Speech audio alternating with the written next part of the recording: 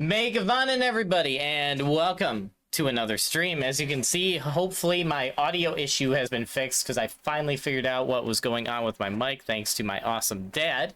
So yeah, we are back in the game, so to speak. And without further ado, we're going to be getting ready for the second episode of Ranger Readings. Now you may be wondering why I'm using my VTuber model to start off a Ranger reading episode. Well, the simple answer of that is that I wanted to experiment with something, and the experiment has been performed. You do not need to know what it was. Moving on. This is where everyone goes, what? Also, as we're just chill Ranger reading today, we will not be using a weapon. Plot twist, right? I know, right?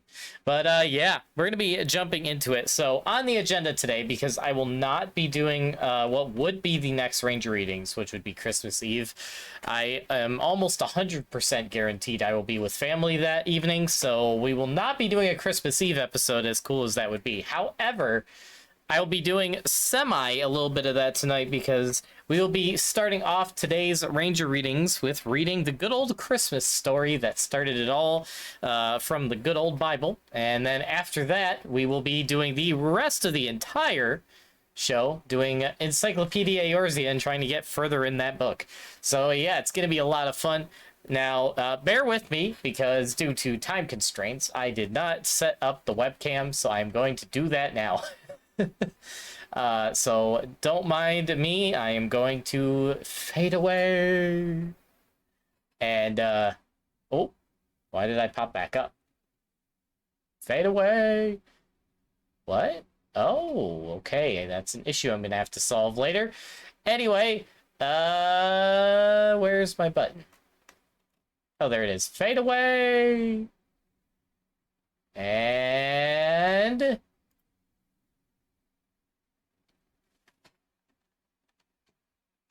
hold up. Wait for it. Wait for it. Oh. Hello there. I am very big head. Yes. We should probably fix that. Hold up. Aw. Hello. Hello. Welcome to the new form of a Lurin Dire Storm for the Ranger reading episodes because, yes. Yes. Leave it. Boo. Oh, come on. Come on. Don't you love my little dance? Come on. My dance is beautiful. I love my little dance. This is how this is how I intimidate my enemies right here. I go up to an enemy camp and I start doing my dance, you know? Like, ha! I am a ranger. You are nothing to me. Now fly! Flee! Flee, you fools! Oh! I don't know what I'm saying. I mean, I could make... Gotta respect the dance. Yeah. Yeah, gotta dance on your enemies. Dance off. You know, Guardians of the Galaxy style, you know? Alright, well, on that note, let me get the webcam set up, and then we will start the reading. Ranger reading. Hopefully this works. Hopefully the webcam works. All right. Style points? Heck yeah. All right. All right. Now, let me make sure we are all set and ready to rock and roll with the Cheetos. I don't know why I said Cheetos, but I did. Move my keyboard. Oh, wait. Let's just clear this. Don't mind the behind the scenes stuff going on. And now swap my keyboard. And we are good to start the readings for tonight. So without further ado, here we go!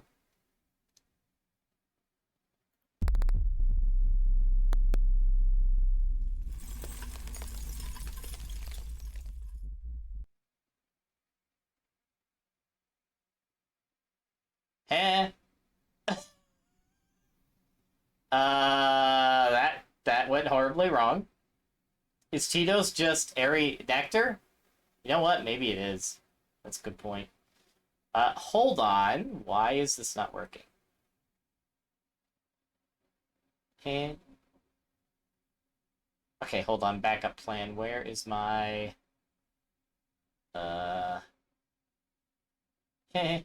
um... Well, this is awkward. How did I do this last time? How did I do this last time? Did I go to...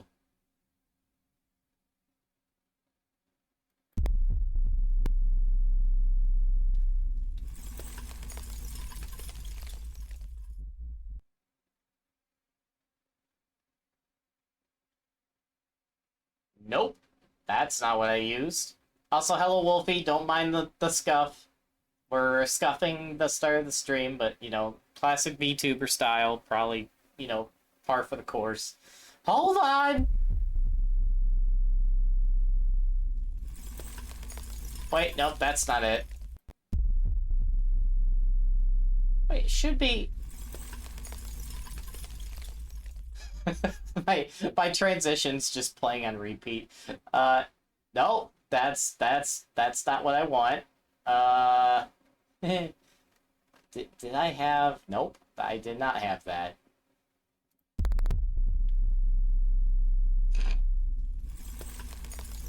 Nothing to see here, folks. Nothing to see here.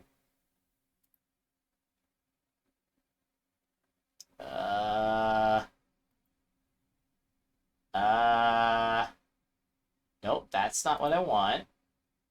Do I have... I do. Why are you not working? Oh, is that because VTube Studio is up? Hold up. I have to experiment with something now. Ah, it was a VTube Studio issue, and why is that crooked? Okay. Don't mind me. I gotta figure out why. Oh, I see. I gotta move that down a bit. Boom! Okay, we got it. Boom! Alright. Now I gotta fix myself. This is off to a great start. Okay, hold on. Hello! Hello!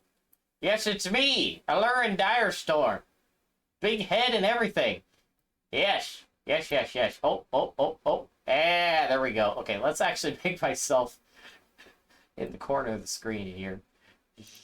Ah! Nope. I didn't want to move that. I wanted to move this. Yeah, there we go. Perfect. Gremlin Alluring is here and ready to read. Oh boy, that got clipped. Of course it did. Okay, alright. Anyway, time for today's readings. Hands, as you can see. So, we will be starting with, as I said, my favorite version of the Bible. The good old Geneva Bible. The original English translation, because I'm a history nerd. And also why I have the version with all the American history stuff in it. Don't mind me. Anyway, we're going to be reading the Christmas story in honor of the season, since, like I said, I cannot do this actual Christmas Eve like I would like to, because I will be with family, which is more important, by the way. Family is always important. So, I do want to review real quick how I am going to do this. I think usually what I would do...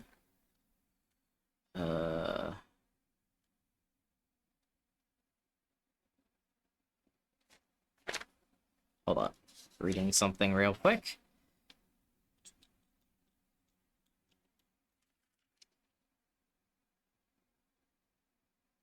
Okay, yeah, so... Alright, we're gonna be reading the... Hello, Alpha! Welcome to the stream. You missed, like, 20 minutes of scuff. It was great, but I think we're working now. So, but yeah, hope you're doing well. Hope the Uma Musume is going well. Also, what was that season finale of the Cinderella Grey anime? It was so good. And also, what the heck was that ending? But anyway,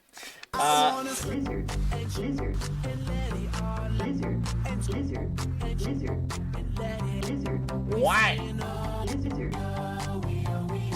What? I don't know why I'm talking with my hand, but what?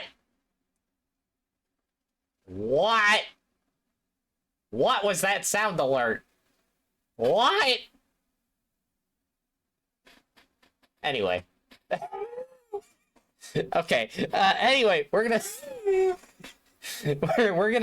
get into reading here. So, I'm going to read the first part of the Christmas tale from the book of Luke, and then we will finish with the second part of the tale, which is in Matthew. I always remember it's a little weird, but yes. All right. So, without further ado, we're gonna read the Christmas story, and then we're gonna jump into Encyclopedia Eorzea. But first things first, the good old Bible.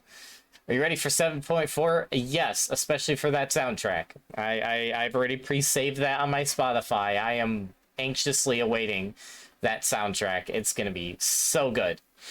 I'm so excited. Oh, anyway. Yeah, I'm gonna have that song on repeat.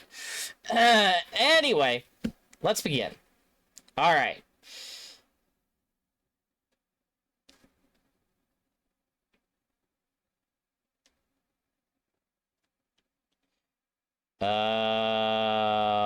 Yeah, we're just gonna read the whole thing. You know what? I'm committing. We're committing. I'm gonna do so much reading today. It's gonna be fun. All right, here we go. Starting from Luke chapter 1, verse 5. In the time of Herod, king of Judah, there was a certain priest named Zacharias. By the way, also technically, because those of you, because I haven't hidden it, because my IRL name is Zechariah, which I translated into Elvish, which is Illyrian in Elvish. But yes, that I was named after multiple Zechariah characters in the actual Bible by my parents. So every time I read Zechariah, I'm just like, it's me. of the course of Abijah, and his wife was of the daughters of Aaron, and her name was Elizabeth. Both were just before God, and walked in all the commandments and ordinances of the Lord without reproof. And they had no child, because Elizabeth was barren, and both were well stricken in age. And it came to pass, as he executed the priest's office before God, as his course came in order, according to the custom of the priest's office, his lot was to burn incense when he went into the temple of the Lord. And the whole multitude of the people were without in prayer, while the incense was burning. Then appeared unto him an angel of the Lord, standing at the right side of the altar of incense. And when Zechariah saw him, he was troubled, and fear fell upon him. But the angel said unto him, Fear not, Zechariah, for thy prayer is heard, and thy wife Elizabeth shall bear thee a son, and thou shalt call his name John. Now shall have joy and gladness, and many shall rejoice at his birth. For he shall be great in the sight of the Lord, and shall neither drink wine nor strong drink, and he shall be filled with the Holy Ghost, even from his mother's womb. And many of the children of Israel shall turn to their Lord God, for he shall go before him in the spirit and power of Elijah, to turn the hearts of the fathers to the children, and the disobedient to the wisdom of the just men, to make ready a people prepared for the Lord. Then Zechariah said unto the angel, Whereby shall I know this? For I am an old man, and my wife is of a great age. And the angel answered and said unto him, I am Gabriel, that stands in the presence of God, and am sent to speak unto you, and to show you good tidings. And behold, thou shalt be dumb, and be unable to speak, until the day that these things be done, because thou did not believe my words, which shall be fulfilled in their season. Now the people waited for Zechariah, and marveled that he tarried so long in the temple. And when he came out, he could not speak unto them. Then they perceived that he had seen a vision in the temple, for he made signs unto them, and remained dumb. And it came to pass, when the days of his office were fulfilled, that he departed to his own house. And after those days his wife Elizabeth conceived, and she hid herself 5 months, saying, Thus hath the Lord dealt with me in the days wherein he looked on me, to take from me my rebuke among men. And in the 6th month the angel Gabriel was sent from God unto a city of Galilee named Nazareth, to a virgin of finance. Usually it would say betrothed, but because I'm reading the Geneva Bible, it says a finance. Interesting. I love English. I love the progression of English throughout time. It's so fascinating to me. Anyway. To a virgin of finance, to a man whose name was Joseph, of the house of David, and the virgin's name was Mary. Twitch, why you lame? True and real, though. For real. And the angel went into her and said, Hail, thou that art freely beloved, the Lord is with thee, blessed art thou among women. And when she saw him, she was troubled at his saying, and thought what manner of salutation this should be. Then the angel said to her, Fear not, Mary, for you have found favor with God. For lo, thou shalt conceive in thy womb, and bear a son, and thou shalt call his name Jesus. And he shall be great, and shall be called the Son of the Most High. And the Lord God shall give unto him the throne of his father David. And he shall reign over the house of Jacob forever, and of his kingdom shall be none end. Then said Mary unto the angel, How shall this be, seeing I know not a man? And the angel answered and said unto her, The Holy Ghost shall come upon you, and the power of the Most High shall overshadow you. Therefore also that holy thing which shall be born of thee shall be called the Son of God. And behold, your cousin Elizabeth, she hath also conceived a son in her old age, and this is her 6th month, which was called barren. For with God nothing shall be impossible. Then Mary said, Behold the servant of the Lord, be it unto me according to thy word. So the angel departed from her. And Mary arose in those days, and went into the hill country with haste to a city of Judah. And she entered into the house of Zechariah, and saluted Elizabeth. And it came to pass, as Elizabeth heard the salutation of Mary, the babe sprang in her belly, and Elizabeth was filled with the Holy Ghost. And she cried with a loud voice, and said, Blessed are you among women, because the fruit of thy womb is blessed. And whence cometh this to me, that the mother of my Lord shall come to me? For lo, as soon as the voice of thy salutation sounded in my ears, the babe sprang in my belly for joy. And blessed is she that believed, for those things shall be performed, which were told her from the Lord. Then Mary said, My soul magnifies the Lord, and my spirit rejoices in God my Saviour. For he has looked on the poor degree of his servant. For behold, from henceforth shall all ages call me blessed, because he that is mighty hath done for me great things, and holy is his name. And his mercy is from generation to generation on them that fear him. He that showed strength with his arm, he hath scattered the proud in the imagination of their hearts. He has put down the mighty from their seats, and exalted them of low degree. He has filled the hungry with good things, and sent away the rich empty. He has upheld Israel his servant, to be mindful of his mercy. And he has spoken to our fathers, to wit, to Abraham and his seed forever. And Mary abode with her for about 3 months, after she returned to her own house. Now Elizabeth's time was fulfilled, that she should be delivered, and she brought forth a son. And her neighbors and cousins heard tell how the Lord had showed great mercy upon her, and they rejoiced with her. And it was so that on the 8th day they came to circumcise the babe, and called Zechariah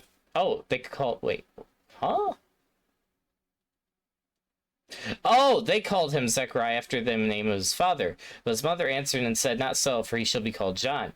And they said to her, There is none among thy kindred that is named with this name. Then they made signs to his father how he would have him called. So he asked for writing tablets, and wrote, saying, His name is John. And they marveled all. His mouth was opened immediately, and his tongue, and he spake and praised God. Then fear came on all them that dwelt unto them. And all these words were noised abroad throughout the hill country of Judea.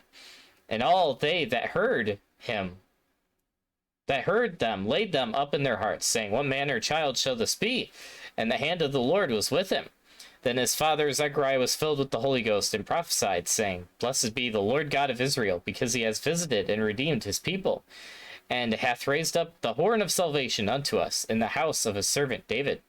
And he spoke by the mouth of his holy prophets, which were since the world began, saying, That he would send us deliverance from our enemies, and from the hands of all that hate us, that he might show mercy toward our fathers, and remember his holy covenant, and the oath which he swore to our father Abraham, which was, that he would grant unto us, that we were being delivered out of the hands of our enemies, should serve him without fear, and all the days of our life in holiness and righteousness before him.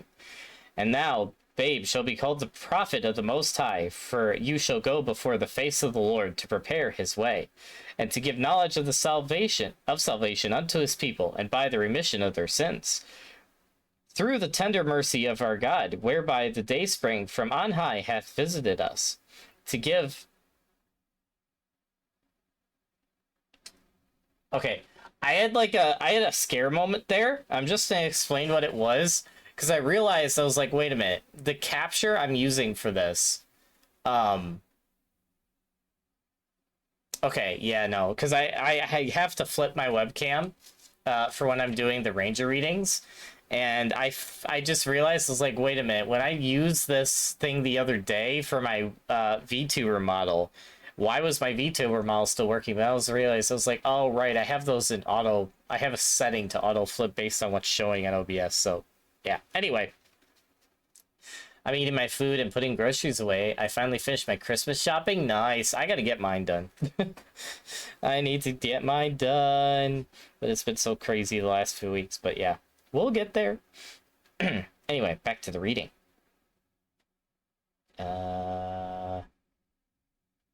Tender mercy of our God, whereby the day spring from on high hath visited us, to give light to them that sin darkness and the shadow of death, to guide our feet onto the way of peace. And the child grew and waxed strong in spirit, and was in the wilderness till the day came that he should show himself unto Israel. And it came to pass in those days that there came a decree from Augustus Caesar that all the world should be taxed. This first taxing was made when Quinarius was governor of Syria.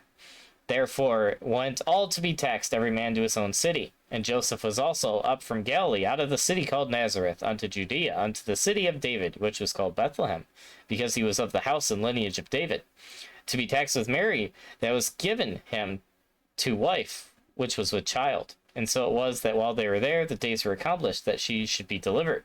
And she brought forth her firstborn son, and wrapped him in swaddling clothes, and laid him in a cradle, because there was no room for them in the inn. And there was in the same country shepherds abiding in their fields, keeping watch over their flock, one of which was named Andang. No, I'm joking. And lo, the angel of the Lord came upon them, and the glory of the Lord shone about them, and they were sore afraid. Then the angel said to them, be not afraid, for behold, I bring you glad tidings of great joy, that shall be unto all people. That is, unto you this day is born in the city of David a Savior, which is Christ the Lord. And this shall be a sign unto you. You shall find the babe swaddled and laid in a manger. And straightway there is with the angel a multitude of heavenly soldiers praising. Okay. I like that. So I like how in the original English translation it was heavenly soldiers instead of heavenly angels, which is like the normal translation. That's so much cooler. Man, Old English, like, man, it's hard to read sometimes, but man, sometimes the translations are just, oh, so good. Also, hello, Stormy. What's up? Welcome to the stream. How you been? Did you read Stormy 212? What does that say? Also, yes, Merry Christmas. Oh, boy. Heavenly soldiers, that's so cool. Anyway, glory be to God in the highest heavens, and peace in earth, and good and toward men goodwill. And it came to pass when the angels were gone away from them unto heavens, that the shepherds said to one another, let's go unto Bethlehem, and see this thing that has come to pass, which the Lord has shown unto us. So they came with haste, and found both Mary and Joseph, and the babe laid in the crotch. Interesting. So that must be like Old English for okay. Manger. Interesting. And when they had seen it, they published abroad the things that was told them of the child. And all that heard it wondered at the things which were told them of the shepherds. But Mary kept all those things and pondered them in her heart. And the shepherds returned glorifying and praising God for all that they had heard and seen, as it was spoken unto them. And when the 8 days were accomplished, when the 8 days were accomplished, that they should circumcise the child, his name was then called Jesus, which was named of the angel before he was conceived in the womb. And that is when we skip over here. When Jesus was born at Bethlehem in Judea in those days of Herod the king, behold, there came wise men from the east to Jerusalem, saying, where is the King of the Jews that was born? For we have seen his star in the east, and are come to worship him. When King Herod heard this, he was troubled, and all Jerusalem with him. And gathering together all the chief priests and scribes of the people, he asked them where Christ should be born. And they said unto him, at Bethlehem in Judea, for so it was written by the prophet. And thou, Bethlehem, in the land of Judea, art not the least among the princes of Judah, for out of thee shall come the governor that shall feed my people Israel. Then Herod privately called the wise men, and diligently inquired of them the time the star had appeared. and sent them to Bethlehem, saying, "Go and search diligently for the babe, and when you have found him, bring me word again, that I may come also and worship him." Oh, hey! Hey, canteen refreshment. Thank you. I will do that when I am done reading the Christmas story before I move to Encyclopedia Eorzea. I will do that. Thank you. I actually need that so my voice doesn't die. Also, Andang, you just missed me reading about your part in the Christmas story. It was great. Yep. Yeah. I even mentioned, like, you know, the unknown, the story of the unknown shepherd that visited the manger named Andang. It was great, you know. Yeah, you know. Yeah. We all know you were there, Andang.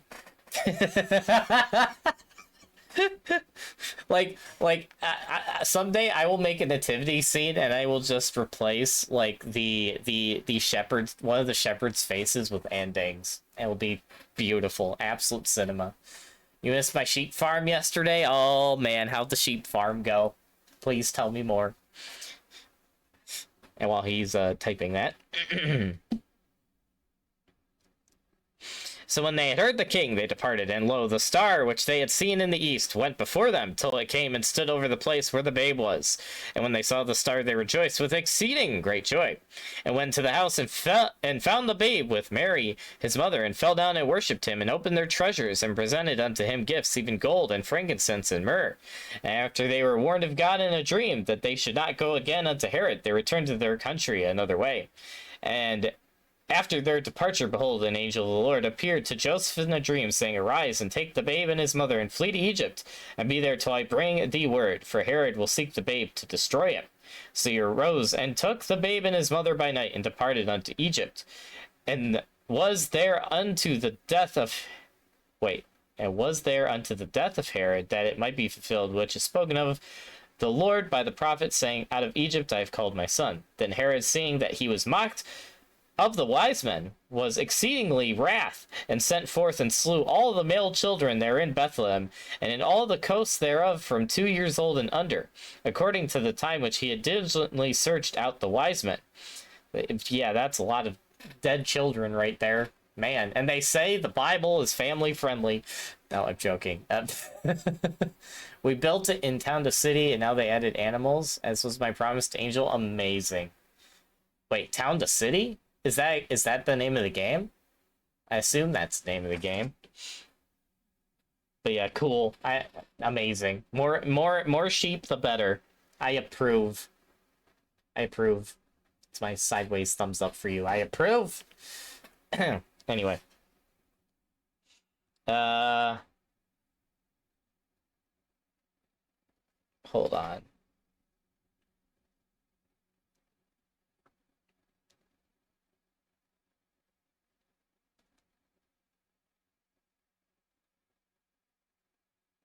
Yeah, okay. So that is where we will end, because that's pretty much the end of the Christmas story anyway.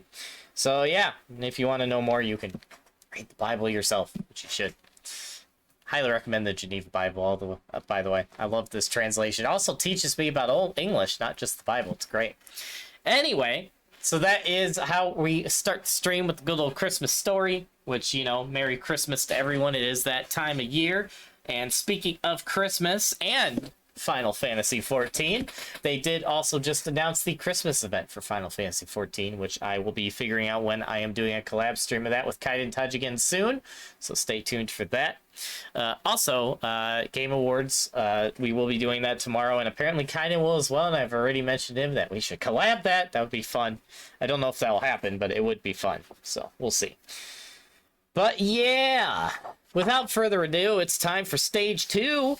But before we begin Stage 2, I am going to do that canteen refreshment from Stormy. So let me go do that. Also, we got to get some shout-outs. I just realized that.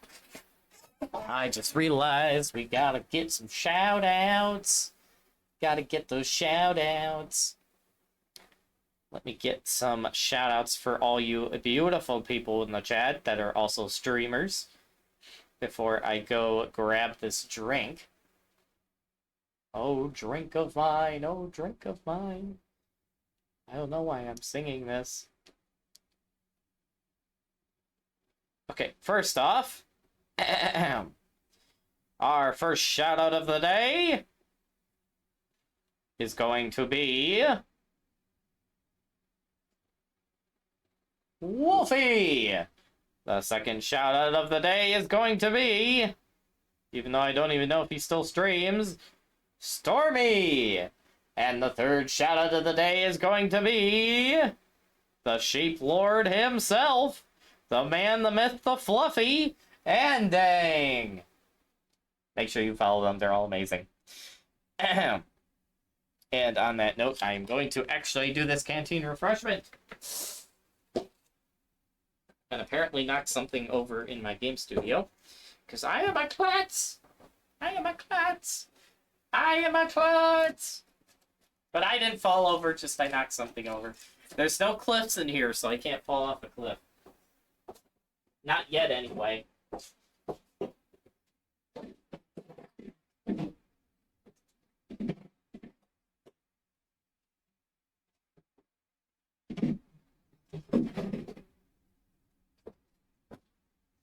And everything's harder with a cape. Anyway, we're back. Yeah, the Cliff DLC has not been added to my game studio, and I hope it never does. Anyway, we are back with my trusty Arnold Palmer. Someday you can sponsor me, Arizona. You know, I need that sponsor. Everything? What do you mean everything?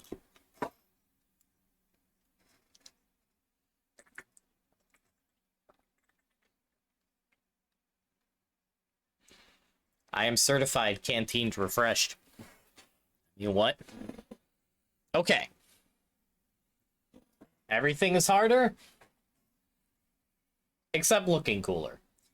It's very easy to look cool with a cape, but functionality-wise, not as much. Also, I don't think you saw these, Anding. I got these at a local Renaissance fair. Cool van braces, am I right? They're actually pretty tough, too. Actual, like, I met an actual real-life leather worker who made these, him and his wife. So cool. They're, like, so freaking awesome. They're, like, Celtic, but also Lord of the Rings at the same time. It's so cool. Anywho, it is time to pick up where we left off in Encyclopedia Eorzea. So, last time we read about all of the different Astral and Umbral eras of Final Fantasy XIV's history, which most of the last stream was about the newest one, which is also just the beginning of the game anyway, of 1.0 especially. But we also did go through all of this stuff in our stream before that, which was the part that was really cool to me, because seeing just ancient history of a fantasy game is just super cool. Also, the artwork in this is so good. Like, why is the art so good in this, dude? It's so good. But yeah.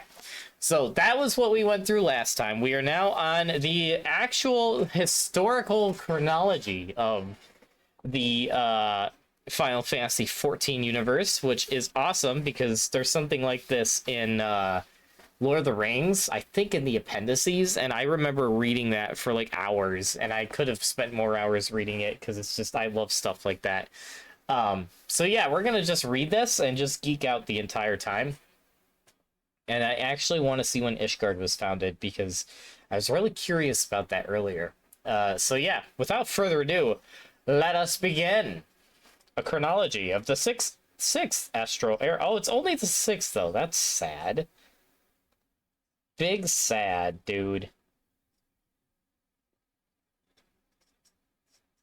Although, it might still have stuff about Ishgard in it. So this might work out. Okay, well, anyway.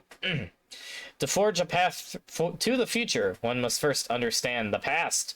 What deeds and events of the Sixth Astral Era set our realm on the path to destruction that would culminate in the Seventh Umbral Calamity? This timeline enumerates the major happenings of Eorzea and its city-states leading up to that fateful day when catastrophe struck. Alright, so we have obviously our city-states right here, which reading them from left to right, we have Lemzalomensa, aka Lima Bean, Gridania, Ul'dah, Ishgard, Sharlayan, Alamigo, and the Garlean Empire. For the Empire! Wait a minute. So yeah, without further ado, we will begin reading from top down. So, the first line, the frigid climes brought forth by the great deluge subside, heralding the advent of the sixth astral era. Yes, which was pretty much an ice age, by the way, if I remember that correctly.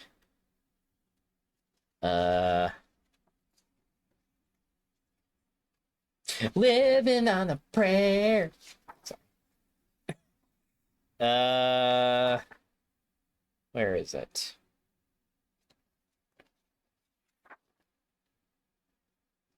Yeah, the calamity of water.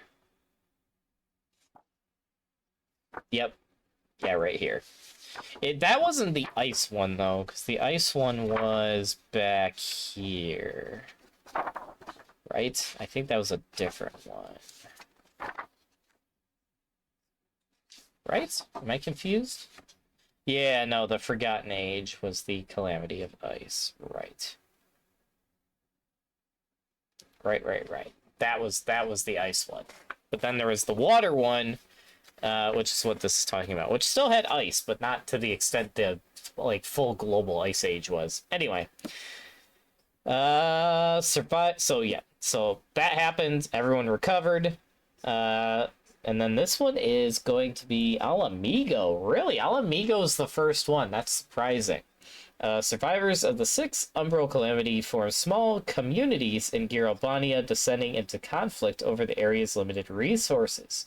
Many flee Balathea entirely as the floodwaters recede. Interesting. Well, if I remember correctly, that's because the arc of the Final Fantasy universe landed in Alamigo, so that's kind of where this all started anyway, so that makes sense. The next one is Charlian, of all things. Huh. Didn't expect that. The Archon Noon-Kadef. Actually, isn't that the guy who built the Ark? Hold on. Hold on. Cross-referencing my my own thoughts here.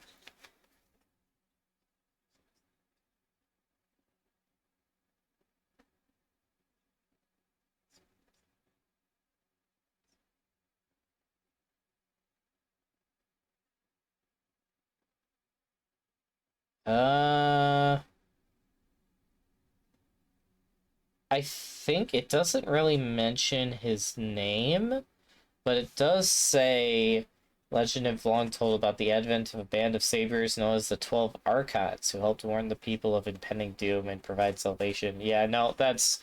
So that probably was... Okay, yeah, no, that... So he probably was one. Okay. The Archon Noon Keef leads a group of refugees away from the chaos of the mountains, sailing to an island in northern Empty, where they found the village that will later blossom into the city of Charlian. With a burgeoning populace, the Charlian system of direct democracy becomes unviable? I think that's unviable. And the Forum is instituted as a decision-making body where elected peers debate key issues of governance that had therefore been at a standstill. Huh. Charlian astrologian Lupian pens the 5 Ages and a Eorzean chronology, an attempt to unify the independent calendars used by each of the city-states in the 5th Astral Era. Okay, and then this is just like a general one, I guess. Okay, the Here tribes, which is just normal humans, immigrate en masse from the northern continent of Ilzabard in the first of 3 great migratory waves, and their numbers in Eorzea begin to swell. Right. Because if I remember correctly, humans were kind of mostly just all up north, if I think so, before this Astral Era. Mainly because of Alec, I think. But I think mostly all the ones in what now is known as Eorzea in the game's timeline were mostly like the other races. Interesting. And now we have Ishgard. Really? A band of Elezen displaced from their ancestral home in central Aldenard come to settle in Kurthus. Wait, Eldenard. Where is Eldenard again? Hold on. Hold on. Now I gotta cross-reference on the internet because I don't feel like flipping through a book. Where's Eldenard?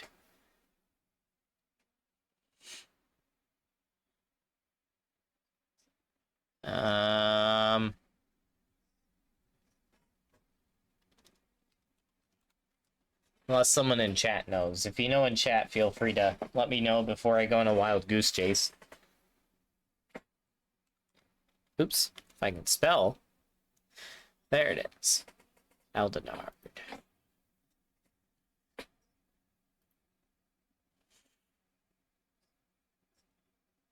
Oh, it's just the continent. Oh. Okay.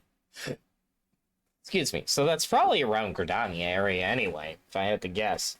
Okay, cool. Yeah, so band of elves then displaced from their ancestral home in central Elnard, aka the continent, come to settle in Coerthas. Elves and settlers come to the seat of... Oh, I should be reading the dates, shouldn't I?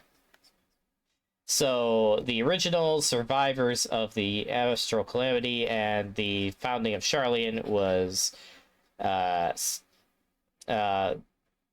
circa 10? Yeah, year 10 of the 6th Astral Era. 201 was the Forum founding. 233 was the 5 Ages chronology being written. And now we just got to 350, which is the Herd tribes migrating in mass and the Elizan coming to settle in Coerthas. Now it's 360, 10 years later.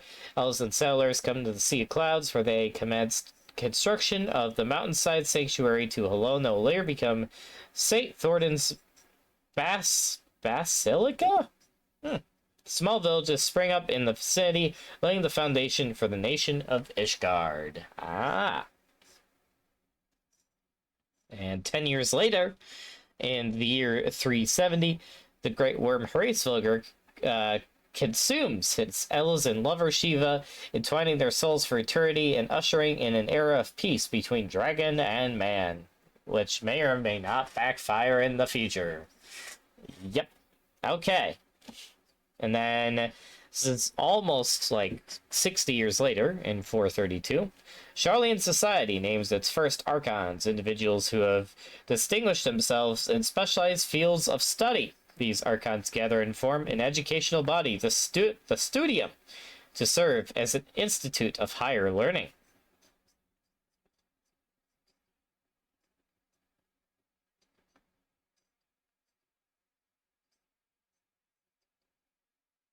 You know what just occurred to me? My brain completely skipped over the fact that when they founded the nation of Sharlayan in the middle of the ocean, it was in the middle of the ocean, not in the area that they later settled in the main continent. Right. Huh.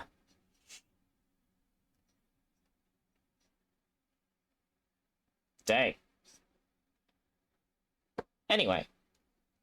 And then almost over 100 years later, wow, in 545, according to the Ishgardian Holy Scripture, 545 marks the year when King Thordan is visited by the goddess Helone, who besieges him to guide his people to the promised land of Coerthas.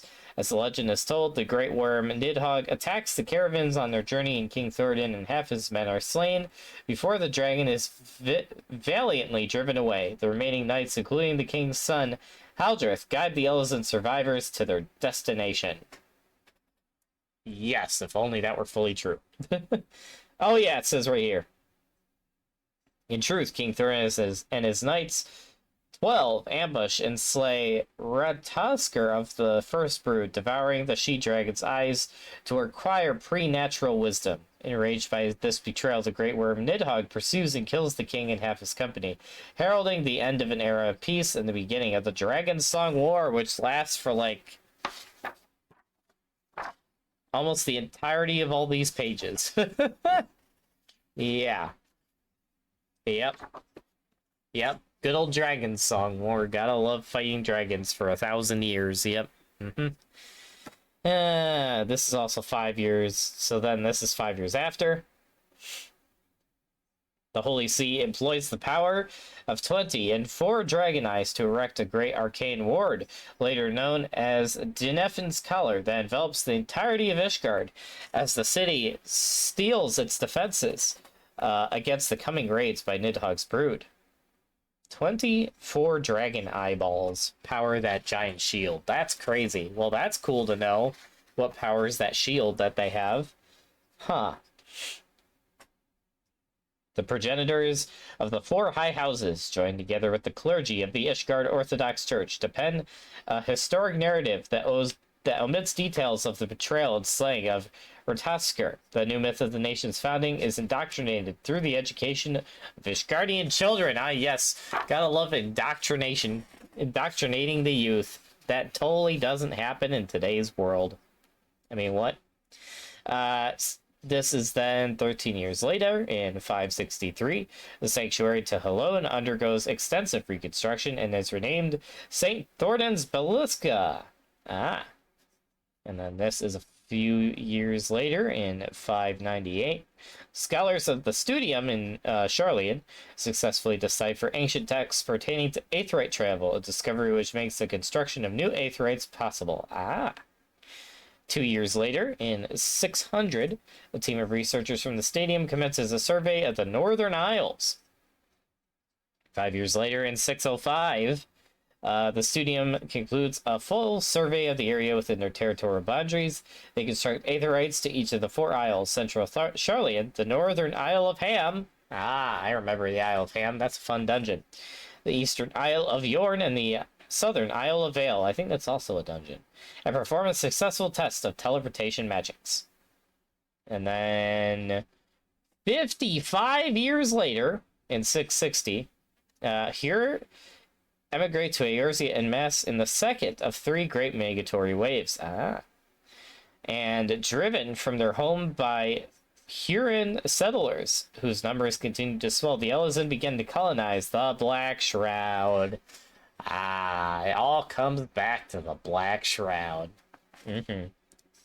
Finally, Gridania has entered the field. I love how almost all of my favorite nations are in, like, the, yeah, are like, in the first page. That's crazy. 6 years later, in 666, Charlian scholars glean a form of forcible teleportation magic from 5th Astral Era tomes. The first empirical test as the spell results in the disappearance of the researchers and a handful of observers. Oh no. Dang. That's crazy. So they were just like, oh yeah, let's like use like forced teleportation and see what happens, and they just cause like a ton of people to disappear. And on the date 666, that's crazy. 3 years later, in 669, the council discontinues its search for the missing persons involved in the casting of an ancient teleportation spell, and designates the spell as forbidden magic, banning its further use. That's funny. That's funny. 1 year later, in 700, the Lalafellan descendants of the Magi of Mach arrive in the remote frontier of Thanlan. Yep, and that's where Ul'dah comes into play. 10 years later, in 710, the Hyr begin to colonize the Black Shroud, leading to territorial contentions with the Elezen. Oh boy. 27 years later, in 737, Machi settlers in Thanalan found the kingdom of Beldia, which doesn't have anything go wrong with it at all. And 3 years later, in 740, the Elezen and Huron settlers of the Black Shroud reconcile their differences and together build the subterranean city of Galmora to protect themselves from the threats of the elementals. Huh. So the elementals were the bigger threat, so they're like, you know what, let's stop fighting each other and fight the elementals, or more like hide from them. But yeah, anyway. That took 30 years for them to get to that point. That's crazy. Oh, this is gonna be fun to read. Oh my goodness. Okay. How many pages is this? This might be just what we read tonight right here, because this is... Woo! Yeah. Anyway. The year 750, which is 10 years later. Here immigrate to Eorzea en masse in the third and final of their three great migratory waves. Alden the Asian, a Huron chieftain, leads a band of his men to invade Thanalan and is swiftly dispatched by Beldian forces. Ouch. Well, the Lalafels of Beldia, which later became Ulda, destroyed a bunch of invading humans. That's great. Don't mess with the Lalafels. That's the lesson right there, folks. And back to Ishgard. The Azure Dragoon, Valroyant, repels an attack by the worm Nidhogg, who had been dormant for several decades. The same Azure Dragoon leaves Oh, so, wait, hold on. I skipped the dates. So, 755 was the invasion. This was then 6 years later that he repelled the attack by Nidhogg. Then 26 years later, in 787, same Azure Dragoon leaves Ishgard to defend a small village from a Durranian horde, but is slain in battle protecting a group of shepherds. Man! Ending's probably already gone, but man, never protect the ending. This is the lesson that we get here, folks, because you try to protect the shepherds, they're too concerned about their sheep, and then all of a sudden you're just dead, you know? It's just crazy, you know? Never protect a shepherd. Never. Especially if his name's Ending. I mean, what? Anyway. 13 years later, in the year 800, the Gallians, after suffering defeat in their territorial claims in the southern region of Ilsabard, cross the central mountain range and settle in the snow-clad Northlands. Oh boy. The good old Garleans. The Garlicans. I mean, what? 17 years later, in 817, sorry, 30 years after his death, the Azure Dragoon Valroyant is canonized as a Hellenic saint by the Holy See. Yes, he's a saint now. Back in Ul'dah, this is, oh my goodness, a ton of years later, in 871, Lalafuto III. Man, these Lalafell names, man. It's just like the actual player names. Redonkulous. Sultan of Beldia vanishes under mysterious circumstances. Bet he was killed. 2 years later, the long search for him is abandoned, and his wife Mehmeto is crowned as ruling sultana. 1 year later, we finally get Lima Bean. That Limsalomitz is the final one to come into play. That's crazy. The Galadion, a ship crewed by Rogadin refugees seeking to escape the tyranny of their homeland after a failed coup de grace, departs the Isle of Erzlant in the northern Empty. And then 1 year later, the Galadion runs aground on the southern coast of Vilbrant. The refugees abandoned the ship, settling on the island where they found the maritime city of Limsalomitza. Dang, that's crazy. This is 1 year later. A private Charlene vessel bound for Thanalan comes upon the stranded Galdion and offers assistance, which is refused by its erstwhile crew as unnecessary. Wow! So the Charlians, arguably the most advanced civilization at this point, just stride up to the people that just crash landed their ship and are trying to survive. We're like, hey, you guys need help? And they're like, no, we're pirates. Screw off. And they just screwed off. So that's hilarious. Sounds very Limsalomitza. Also, the poor Charlians, man. Anyway. 2 years later, in 879, a Kobold tribe massacres townsfolk in a settlement in western Lenoske. Oh, dang. 1 year later, in 880, battle ensues as a militia is dispatched from Limsa to defend the settlements of western Lenoske. The Leminsons are victorious in their skirmishes with the Cobalt tribes among the narrow corridor leading to Upper Lenoske, and the region becomes known as Skull Valley after the Leminsons line the path with the death heads of their foes as a warning to would-be trespassers. What? Limsa being absolutely freaking metal over here? What the heck? That's crazy. Then this is 22 years later in 902. I keep saying 902. Elilwin, the first admiral of Limsa, succumbs to an unknown disease, possibly the lung rot. Ew.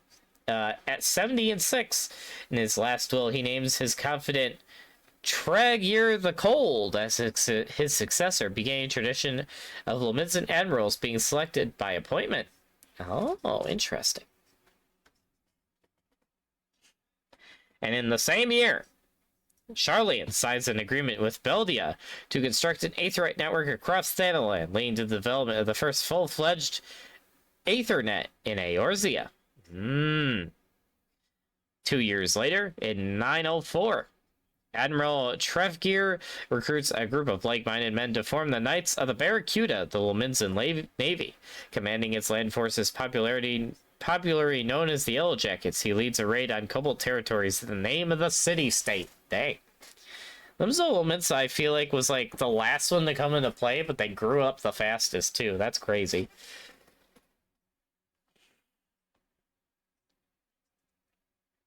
The Knights of the Barracuda, this is 1 year later, establish Camp Skull Valley in western Lenoska, seizing a portion of Cobalt lands and opening the region for colonization. 3 years later, in 908, large-scale logging commences in Lower Lenoske. The Leminsons establish Morby dry docks and commence building war vessels with their newfound resources. 2 years later, in 910, with the boom in ship construction, acts of piracy by Lominsan citizens become increasingly commonplace. Uh-oh, not the piracy. Not the high seas. This is now 12 years later, in 922, the Garleans established the Republic of Garlemald in the northern reaches of Ilsabard. Oh boy. 8 years later, in 930, to contend with the armed escort convoys accompanying merchant vessels, pirates began to join forces under their own flags, and countless pirate bands terrorized the seas. Yeah, that sounds about right. In the same year, the Republic of Garlemald is dealt a crippling blow when its capital is raided by the Huron nomads of the North. What? There's Huron nomads of the North? Since when? There's Vikings? In my Final Fantasy? Never. 5 years later, in 935, the Republic forges an alliance with the Rogadan mountain clans, enlisting Rogadan battle mages as mercenaries to fortify defenses around the perimeter of the capital. What is this? Total War Warhammer? What the heck? 2 years later, in 937, bolstered by the strength of the... Ah! My mic! Nothing happened, chat. Anyway. As I was trying to say...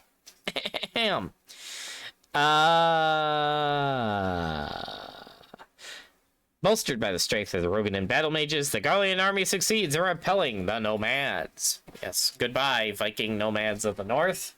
Garlemald wins again for the Empire. Wait a minute.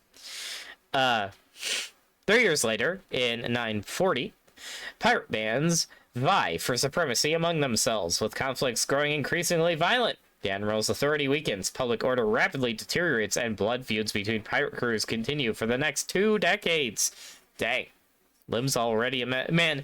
Limsa had the fastest rise and the fastest fall. What the heck? Freaking pirates, man. 5 years later, in 945, the Rogadan mountain clans demand demand compensation from Garlemald for the services of their people in driving off the Heer. After months of negotiation, talks break down, and the mercenaries withdraw from the capital. Dang.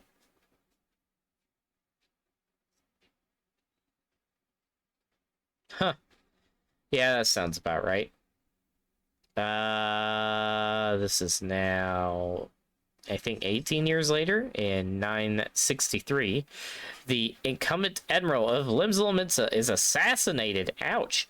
And Agaster Romanswin, a reformed Buchanan, is appointed to serve in his stead. Dang.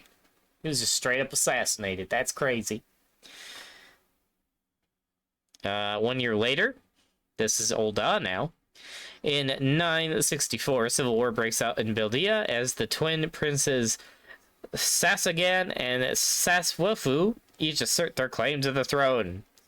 Saswefu's army employs Charlian Aetherites in an ambush on Segasen's encampments. In retaliation, Segasen's army destroys an Aetherite while in use, causing nearly 800 of Saswefu's men to vanish without a trace. Not again! Man, the Lalafell's just unintentionally teleporting an entire army somewhere in the universe. It's crazy, man. 1 year later, in 965, Charlene orders the temporary suspension of their Aetherites in Thanalan until a resolution can be reached in the Beldian Civil War. 1 year later, in 966, Admiral Agazar gathers the warring pirate crews and reaches an agreement for a code of conduct, ending 2 decades of bloody conflict. 1 year later, in 967, Agaskar establishes the Upright Thieves as back alley enforcers of the code. So that's when the rogues were invented that later became the ninjas. Gaskar temporarily expands the powers of Admiral to include governing the Maritime City and promptly institutes a tariff on looted goods. Oh no, not the tariffs. Routing the funds to the Knights of the Barracuda. Their strength and numbers bolstered, the Navy scores a string of victories against the Kobolds, claiming a significant portion of the Beastmen's lands for Limsel. 1 year later, in 968, back to Ishgard. The Temple Knight Sir Trofinel brutally slaughters a clergyman of the Holy See known to have abused orphans in his charge. Dang. The knight is tried for murder, but earns his release in a trial by combat. Sir Torfian's actions garner him recognition as the first Dark Knight. No way. Huh. Dang. Edgy. Edgy boy. I like it. I like it. I did not expect that, but I like it. 1 year later, in 969, in Ul'dah, Beldia is divided and 2 kingdoms emerge. Silda under Sasfofwen and Ul'dah under Sasagen. Wait, hold on. Dang. Okay. The founding father of Ul'dah, Sasquin Ul Sigzan, forms the Sultan Sworn from the knights who contributed to the birth of the nation. The Holy Blade Oathkeeper is bestowed upon their leader, and 3 elite paladins are gifted the swords Kyrian, Josius, and Durandal, hewn from the same stone. There's a Durandal sword? What? No freaking way. It's crazy. 1 year later, in 970, marking the end of the prolonged territorial conflict, the Lomenzans of southern Vilbrand allow the Beastmen to maintain possession of Mount Ogomo, their sacred summit in the north. And 10 years later, in 980, a market for plundered goods emerges in Limsel and seafaring trade begins in earnest. And we are finally to the 3rd page. All right. Before we continue, I am going to take a drink and blow my nose, apparently, because for some reason my nose is a little stuffy. And I don't know why.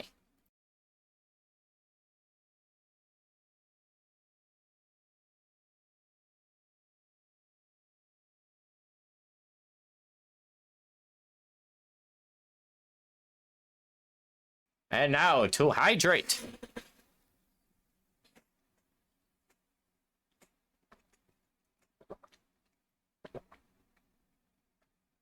Ah. Someday, Arizona, you will sponsor me. You will? Anyway, moving on. In 980, as sea trade flourishes, Lim's experiences an influx of plains folk Lalafell. Oh boy. Significant members of Hur Midlanders and Makote Seekers of the Sun also come into the city, some in search of a free life, others abducted by and assimilated into pirate bands, and its populace grows ever more diverse. Agatskar announces the first trident.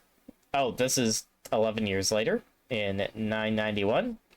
A contest among the pirate powers that will henceforth serve to choose future admirals of Limsa. Ah. 1 year later, in 992, the first trident is held as Victor inaugurated as new admiral of Limsa. 8 years later, in year 1000, Ul'dah first enlists the aid of Rogadin and Highlander sellswords in their continuing war against Silda. 20 years later, in 1020, the Ixal incur the wrath of the elementals and are cast out of the Black Shroud. The tribes migrate to Zephotal, east of Alvia's Spire. And then 29 years later, in 1049, Sahagin marauders assail the pirate ship, the Non-Switch, in the Indigo Deep. Oh boy. This is 1 year later, in 1050. Tensions with the Sahagin in the Indigo Deep rise, with reports of wide-scale attacks by the Beastmen on Lominsan vessels, merchant and pirate alike. The pirate crew, known as the Sea Spray, parley with the Sahagin. The Beastmen agrees to an alliance on the condition the pirates offer sacrifices to Leviathan, and the two parties jointly engage in piracy. Oh dear. In 1058, the Azure Dragoon, back to Ishgard, subdues a massive dragon in the western highlands of Coerthas, aided by a contingent of mages from the Holy See, who spellbind the foe into slumber. The body and limbs of the Great Worm are enveloped in ash and stone, forming the floating isle known as the Dreaming Dragon. What the heck? Dang. There's a Dreaming Dragon Island? I gotta find that. It's making me want to get in game. Dang. Then this is 4 years later, 1062. Admiral Melvin appoints Ikuku, an arcanist hailing from the southern Sea Isles, as an advisor in matters of governance. At the Lalafell's suggestion, Melvin's Gate is established to impact and tax maritime traffic. Ah, interesting. And then we have a ton of Gridania. Oh my goodness. 1067, which is about, I think, 14 years later. After much trial and error, the conjurer Jorvin successfully communes with the elementals. Talks are held in Peace Garden, and citizens of Galmora are permitted to live in the Black Shroud. In 1 year later, in 1077, the inhabitants of Galmora began construction in the forest city of Gridania. The hamlet of Quarrymill is founded on the site where stone is cut and harvested for building materials. 4 years later, in 1081, brother Jorvin's wife bears him a son who is born with 2 distinct round bumps on his head. Oh boy. Well, I know what that means. 3 years later, in 1084, the curious knobs on the head of Jorvin's eldest son grew into horns. He soon displays an ability to prophesy natural events, great rainstorms, blights in the apple orchards, and a plague of catfish, and is celebrated as a child of the gods. Oh, wow. This is about 9 years later, in 1093. Jorvin's eldest son stops aging and is feared to harbor an unknown sickness. The child refutes this, declaring it is a sign that the elementals have chosen him as a mediator between forest spirits and man. He discards his birth name and takes to calling himself Okopota, which he describes as the sound made by the etheric waves when the elementals speak to him. Henceforth, Joran and his children adopt the surname Pota. Ah. This is now 7 years later, in 1100. In Ul'dah, a permanent coliseum is erected as gladiatorial culture becomes firmly entrenched in Ul'dah. Oh boy. 4 years later, in Ul'dah, the arbor town of Elport is founded in western Lenoske. 13 years later, in 1117, the child of a Huron family in Gridania is the second to be born with horns. Okapota offers to take the child in his care, bestowing upon the child the name Ukotenum? Interesting. Henceforth, the horned children of Gridania come to be known as Pajals, and are raised with great care in the Stowblade Fade.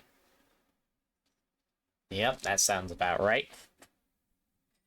Then, in 5 years later, in 1122, cultivated vineyards thrive in eastern Lenoske, and the hamlet of Wineport is established. Nice.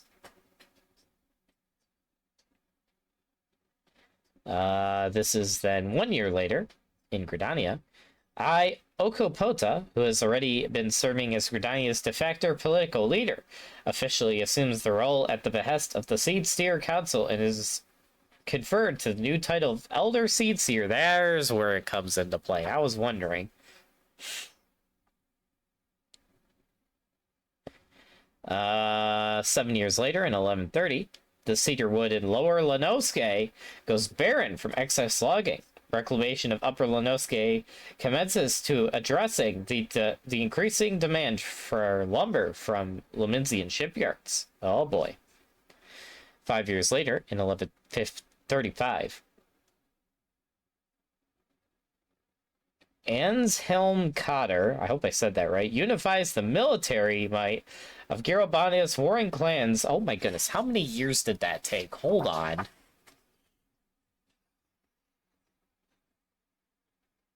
That was literally about 1,125 years for those warring tribes to stop fighting each other. That's crazy. Unifies the military might of Garabania's warring clans and builds a citadel on the shores of an eastern lake, marking the birth of the city-state of Alamigo. Man. 5 years later in Limslominsa, hostilities with the kobolds flare anew as the Leminsans colonize the upper lands of Upper Lenoske. Oh boy. Took them 10 years to do that. Dang. 6 years later in Ishgard, in the Dragon Song War, the Lady Dragoon Raynette carries out her revenge on the dragons who killed her lover. She then lays down her spear, Gay Bolg. Why does that sound so familiar? And takes a vow of poverty, living out the rest of her days as a nun in service of the poor and downtrodden. Dang. Literally a John Wick film as a dragoon. That's crazy. Huh. 2 years later, in 1148, the Knights of the Barracuda launch a wide-scale offensive against the kobolds in the north to secure the forests of Oakwood, a primary source of shipbuilding lumber. In the third major conquest of kobold lands, they claim the surrounding area for Lemslomensa, establishing the garrison Camp Iron Lake on the shoreline. 2 years later, in 1150, a system of tolls is enacted in, I believe, Giralbania? Yes. To be collected from merchants traveling through Alamigo. and Garabania return for safe passage between Eorzea and the Near East. Really? Makes sense. Alamigo. Oh, this is 4 years later in 1154. Alamigan pikemen drive out the invading Huron nomads from northern Othard. Oh, and tales of their courage and martial prowess resound across Eorzea. Dang. Huron nomads from northern Orthard. I thought the Ara were from northern Othard, or am I confused? Might be confused. Anyway. 5 years later, in 1159, Lalawifu Sil Tuifu? Oh my goodness, these all fell names. Ascends the throne in Silda and increases taxes to spur economic reform. Oh boy, not the taxes. 3 years later, in 1162, the same leader takes measures to secure a stable water resource and is hailed by his people as the King of Springs. The act deals a serious blow to Ul'dah. Excuse me. As Silda's water supply is diverted from upstream their sister Sultanate's own reservoir. Oh boy. And then Ul'dah politics, man, never changes. So then, 15 years later, Lalafu, the same person of Silda, succumbs to illness. Wonder how that happened. A withering drought overtakes Thanalan. Silda falls into economic decline as people voice public discontent with the Sultana's excessive taxation. Oof. 1 year later, in 1178, Ul'dah invades Silda to reclaim their water supply. All for the water supply, man. Silda takes advantage of the crisis to unify its people under a common cause and wages a war of resistance against its sister state. Dang. Back to Alamigo. This is 1 year later in 1179. Ul'dah enlists the services of Alamigan mercenaries, and the soldiers of fortune swell their ranks as the kingdom besieges Silda. Dang. 2 years later, in 1181, Ul'dah Thaumaturges developed the traitor's spurn, an alchemical concoction with the power to reanimate the dead. Oh, no. With this devastating weapon, they lay waste to Silda. And that definitely never backfired. I mean, what? In the same year, Ekotopota celebrates his 100th name day. Though his appearance remains that of a boy of 10 summers, man. 111th birthday! Bilbo Baggins?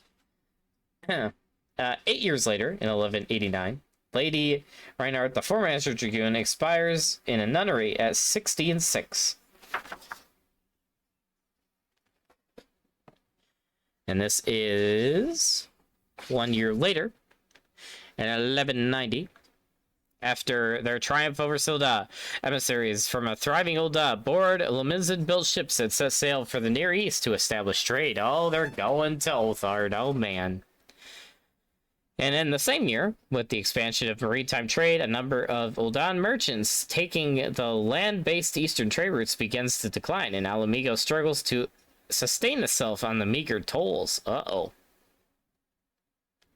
10 years later, in the year 1200, piracy enters its golden age, and raids by Lominsan corsairs on merchant ships laden with Ul'dah riches are the order of the day. Oh boy. In the same year, Ul'dah merchants began arming their vessels to protect their livelihoods on the open sea, but struggle to fend off Lominsan pirates and their superior nautical aptitude. We are getting a raid from Allie. What's up, Allie? Welcome to the stream, everybody. Oh, wait, you were streaming? I didn't even know you were streaming. Well, welcome in everyone with the raid. What were you guys doing today? Let me get a shout out for Allie here. If anyone is not following visually, or Allie, make sure you go drop her a follow. She is amazing. She does Bible studies, she plays games, and she is a very good friend of mine who I've known for years. And yeah, make sure you go drop her a follow. So what were you doing? Were you doing some Bible reading? I also started my stream with some Bible reading today from this awesome Geneva Bible, which is just awesome. And in the process, I not only read the Christmas story in the Bible, I also learned some Old English, which was quite fun. So yes, the one benefit of having a book with older English in it. So yeah, double Bible lesson today. So that was fun. Ecclesiastes 5. Ooh, Ecclesiastes is such a good book. Such a good book. Yeah, there's so many good lessons from that book. Interesting conversations. Nice, nice. Always good to have interesting conversations about the Bible. Nothing wrong with that. Nothing wrong with that. Also, okay, I gotta say this. So for all of the Christians coming into the stream, I gotta say the coolest thing that I had with the Geneva Bible today was that which the Geneva Bible is like the original English translation of the Bible, right? Before the King James Version. And in the original translation of the Christmas story that we all know and love, it says so it says when, like, the angels appeared to the shepherds, right, to tell them about the birth of Jesus. In every other English translation I've ever read, it says heavenly host or heavenly angels appeared to the shepherds, but in the original English translation, right, it says heavenly soldiers. I'm like, that's so much cooler. Because that's practically what the angels are anyway, but still, it's like, man, and straight away there is, with the angels, multitude of heavenly soldiers praising God and singing. I was like, dang, that's just like so much cooler, dude. And then every other translation turns into heavenly host or heavenly angels. I'm like, no, the soldiers is cooler. Keep it the way it was originally translated. Man. But yeah. Ecclesiastes do gut punches? Yes, yes. In fact, a lot of the New oh, well, wait, no. Ecclesiastes is Solomon. What am I thinking? Yeah, no, Ecclesiastes is Solomon, right? I'm not going crazy. I know my Bible. I say as I'm literally double-checking my own stuff here. Oh, Esther. I haven't read that book in a while. Yeah, no. I'm right. Right? Yeah. Ecclesiastes, Song of Solomon, and Proverbs are all from Solomon. Yep. Yeah, Ecclesiastes. Yeah, literally all three of those books can be, like, interpreted in different stages of his life. Like, his, like, Song of Solomon is, like, young Solomon when he's in love, obviously. And then Proverbs is, like, middle-age Solomon, where he's, like, at his peak of, you know, running the empire as king and with all his wisdom and whatnot. And then Ecclesiastes is like the end of his life where he regrets everything. And it's like half still the wisdom of Proverbs, but also half Solomon depression arc, but it's so good. But yeah, it's yeah, Ecclesiastes is quite the book. It's quite the book. But yeah. It's so funny how those three books are just like different stages in his life. Like once you understand that and you read them that way, like especially if you read them in like the order that I just said them, like Song of Solomon, Proverbs, and then Ecclesiastes last, man, it really makes you think of Solomon's life completely different. So when like you read his tale and like the king, like was it Second Kings, I think? Or is it Samuel? I always forget. Or is it Chronicles? Whichever book covers like his actual like history. Like you think of his life completely different when you understand like the books that he was writing at the time. But yeah. Anyway,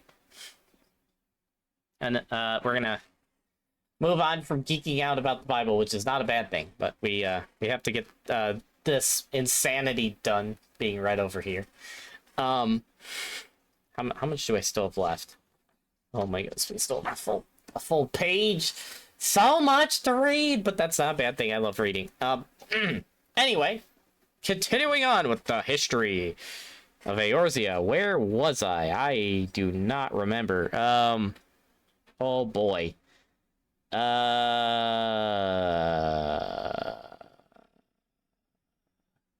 Wait a minute. Did I just start from the... I think I was still at the top, right? Yeah, no, I was still at the top. Hold on. Hold on. Okay.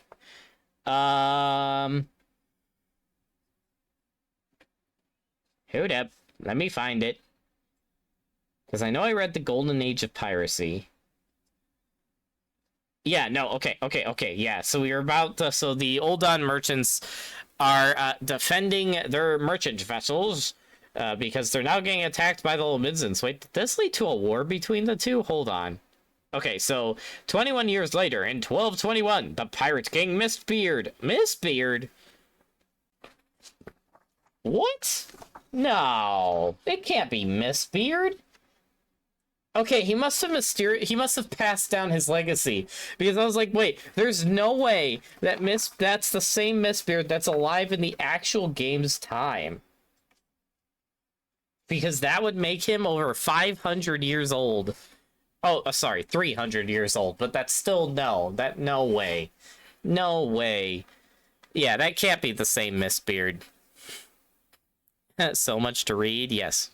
Well, that's the point of this Ranger Readings Ranger Readings series I am doing every other Wednesday now, which is where we do some Bible study at the start and then reading a random fictional book or something in the second half, which you know, our choice for the fictional book right now is Encyclopedia Eorzea about Final Fantasy XIV lore. So yeah. Lore. I love my lore. But yeah. So, anyway, picking up where we left off. The Pirate King Mistbeard appears on the five seas, his face concealed by a ghastly mask as he unifies several pirate bands under his flagship, the Har. His legend grows as he and his pirate crew plunder the seas with impunity. Yar. You like the little yar touch there? Yar. Yar, matey. I don't know what I'm saying. 3 years later, in 1224, back in Ul'dah, Sasagun III is imprisoned and ousted as a ruler of Ul'dah in a political coup. Bafud Thorn is crowned Sultan, marking the beginning of the Thorn Dynasty. Ah, yes, political craziness. Saying I got a rated run. I have work starting soon. Have a blessed Bible study stream, and God bless you all. The Bible study's over. I did that earlier in the stream, but now we're reading fictional stuff. But yes, the Bible study part of the stream was blessed. I loved reading the Christmas story again, especially experiencing it from a slightly different new lens because Old English, really cool. But yeah, that was like the first, I'd say maybe 45 minutes to hour of the stream. But yeah, awesome. And yar, you have an amazing day at work, matey. I will catch you later. Arr. God bless. Yar. Christian pirates for the win. I mean, what? Anywho, where were we? Oh yeah, political drama, right.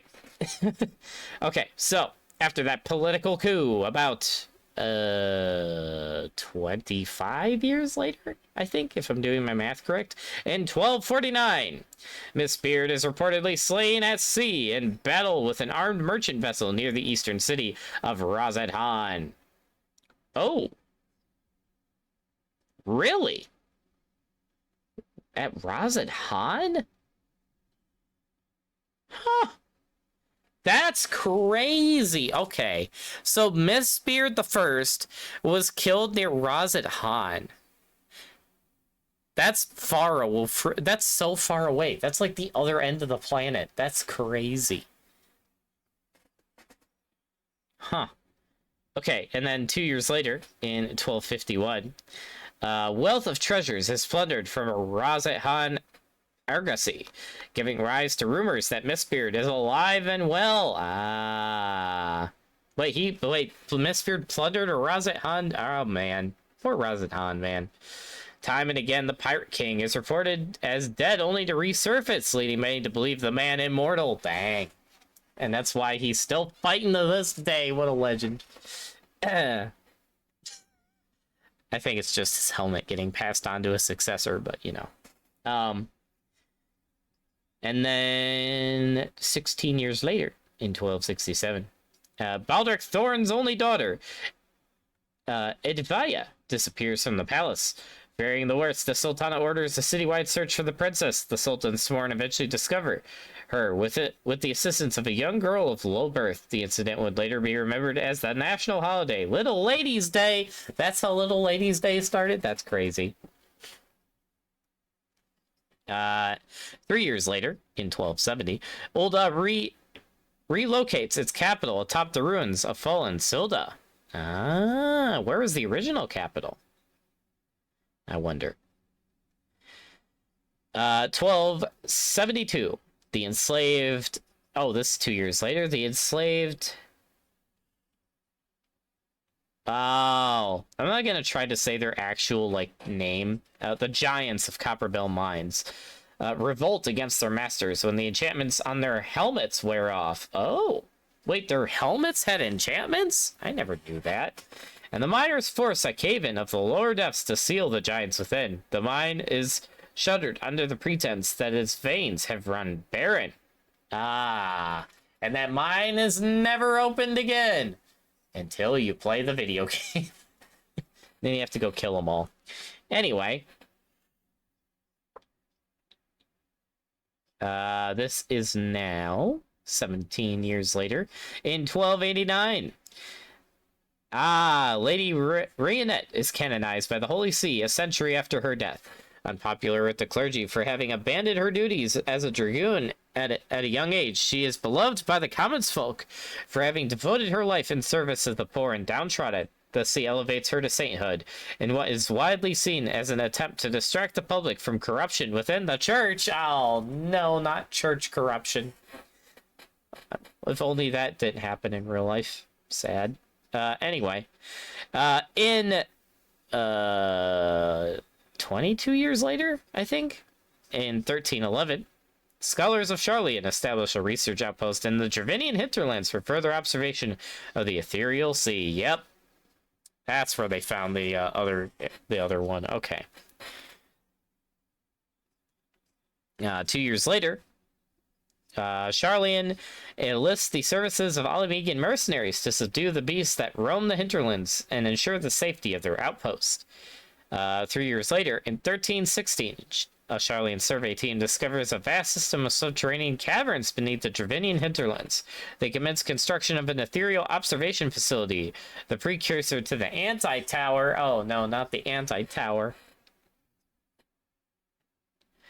This is 6 years later. In 1322, the creeping death strikes, spreading rapidly among the Hur of Gridania. Oh, no. 5 years later, in 1327, an alchemist sent from Ulda develops a cure for the creeping death. Though the spread is contained, the Huron population is left decimated by the disease, drastically transforming the racial makeup of the city. Ah, yes, that's why in Gridania, it's mostly just Elizit, with a few scattered humans now. Yep, that makes sense. Or should I say elves, not Elizin. Using the in-game, well, I should say in source names for the races. Anyway,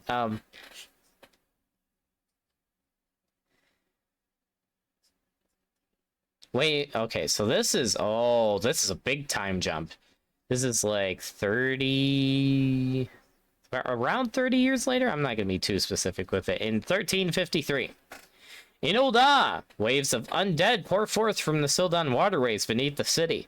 Responding to a series of zombie attacks across Thanalan, the Sultanate approaches their theretofore enemy, the Amalja, with a proposal to join forces against their common undead foe. The Amalja, eager to cleanse their sacred land of the foul corpses, accept the offer, and Zadrak is established as a joint garrison.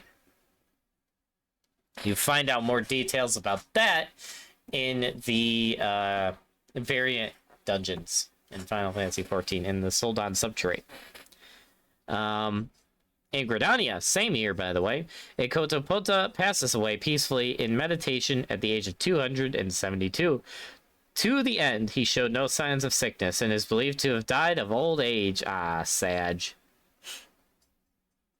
And still in the same year, Alamegan mercenaries are contracted by Ulda in the Sultanate's efforts to purge the city of undead droves.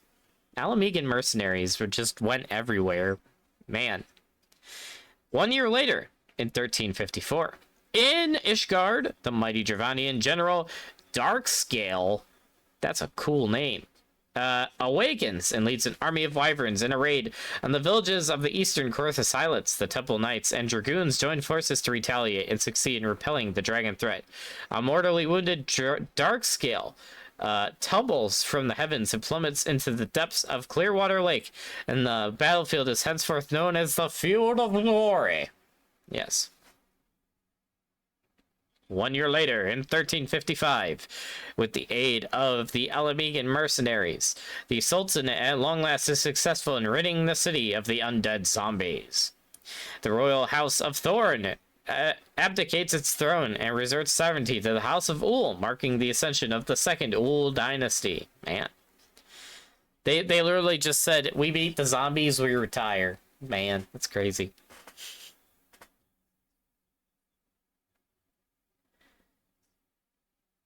Okay, and then 5 years later, 1360, the Ixal innovate a method of enclosing ceruleum vapors to form floating pouches that can be employed in the transport of heavy cargo, aka giant balloons.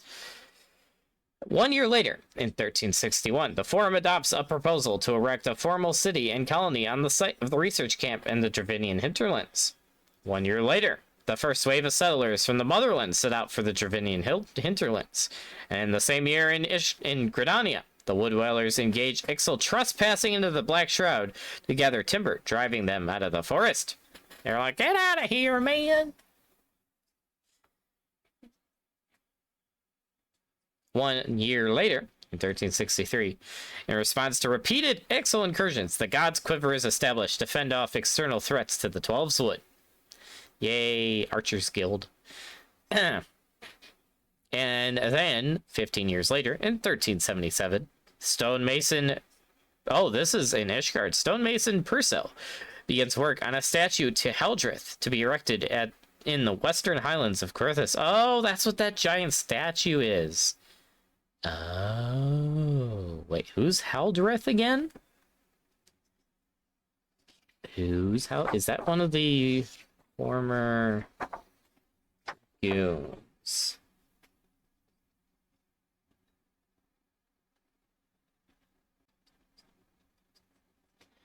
Oh, right. Oh. That was one of the sons of Thornton, who started the whole Dragon Song War. Yeah, we don't talk about that. Moving on. This is now 9 years later, in 1415. In Ul'dah, massive deposits of rare mithril, oh boy, are discovered in Thanalan, leading to the Mad Mithril Rush in a period of unprecedented economic prosperity. They had a gold rush, but it was not a gold rush, it was a mithril rush. That is hilarious. They literally were just like, all right, what if we mix Lord of the Rings lore with all American Old West history? That's crazy. Wow. And then this is 5 years later, in 1420, the Ixal, having made significant advances to their air bladder technology, what a name, invent the first dirigible. Oh, dang. 1 year later, in 1421, in Ul'dah, tavern proprietress Amingia recruits a number of her regular patrons to found Amingia and Sons Mineral Concern, a mining interest. Mining. 8 years later, in Limsel Minsa. Wow, we have not seen Limsel Minsa in a while. Oh boy. The Blacksmith Guild is established that the Lominsan art of smithing may be preserved and its traditions passed down to future generations. And now we are 11 years later, in 1440. The Ixal, through technological advances and careful study of the winds, succeed in devising a means to steer the dirigibles at will. Though this capacity is limited to certain seasons, they begin outfitting their craft with armor plates for use in battle. Oh boy. 11 years later, in 1451, the citizens of Gridania incur the ire of the elementals of the Black Shroud, awakening the Green's wrath. Oh boy. A number of their elderly offer themselves in sacrifice to expunge the woodskin, sparring the people expulsion from the forest. Oof. Yikes. That's an oof. 15 years later, in 1466, the Goldsmiths Guild of Ul'dah adapts advanced clockwork mechanisms to fashion the first mammoth, a living puppet. Oh boy. The prototype mammoth is named Mijing. And in the same year, oh, wow, back to Alamigo, we haven't been there in a while. King Manfred abruptly asserts his sovereign right to the East Shroud, dispatching General Gilbret and his men across the Vildana River to seize Gridanian territory. The incursion marks the outbreak of the Autumn War. Ah, yes, the war between Alamigo and Gridania that randomly happened. Oh boy. All right. And then 2 years later, in 1468, Vainshillen Whitewater, a decorated pikeman, is awarded as supreme commander of the Gridanian forces and leads his troops into battle with the Alamigan invaders at Finsand Banks. This battle ends in a stalemate between the two parties, and Vaincleon forms a defensive line at 9 Ives to stem the advance of the Alamigan army. And then he perished from a sudden illness at camp. Gosh dang it. Osborne, his second, assumes command, assuming his defensive position and leading the Gridanians in a frontal assault on the Alamigan forces. And on the opposing side, General Gilbrand ambushes the Gridanian troops en route to Finzan, surrounding and spilling the blood of the Gridanian column with 6,000 men. Oof. Ow. He then thrice deflects the desperate advances of Commander Osborne. In addition to capturing Osborne and scores of his officers, Gilbert's army also seizes possession of Clastrum, the Seedseer's legendary staff. The first battle of Tilacqua concludes with a decisive Alamigan victory. Ouch. The next year, in 1469, the thaumaturge Quiraka Tekara is found guilty of practicing foreign magics in Ul'dah and is imprisoned in the Marijeska pit. I think that eventually comes into play in the Black Mage questline. And meanwhile, in Gridania, the nations of Ishgard, Ul'dah, and Limsalminsa send reinforcements to Gridania. Dang. And their combined forces deal a crippling blow to the Alamigan army at East End. General Gibrat is slain in combat, and King Manfred is wounded when he rushes to the front lines to restore morale. The Second Battle of Tanaqua ends with a decisive victory for the Alliance. So that was when that was their first alliance then. So they first allied to protect Gridania from Alamigo invasion. That's crazy. A year later, former woodwhaler Captain Mistral establishes the Lancers Guild. And in the same year, the Enigma Codex is completed. The Enigma Codex? Wait. Is that what I think it is? Hold on. I have to look this up. Is that what I think it is?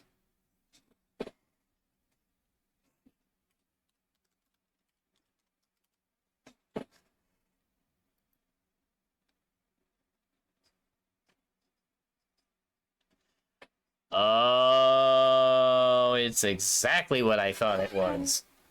Huh. No way.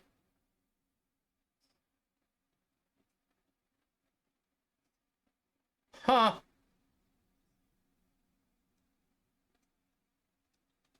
So, that is, so, spoilers for anyone that has not done the Alexander fight, raid chain in Final Fantasy XIV. Also, don't mind me, I have to plug in my mouse because it just died on me.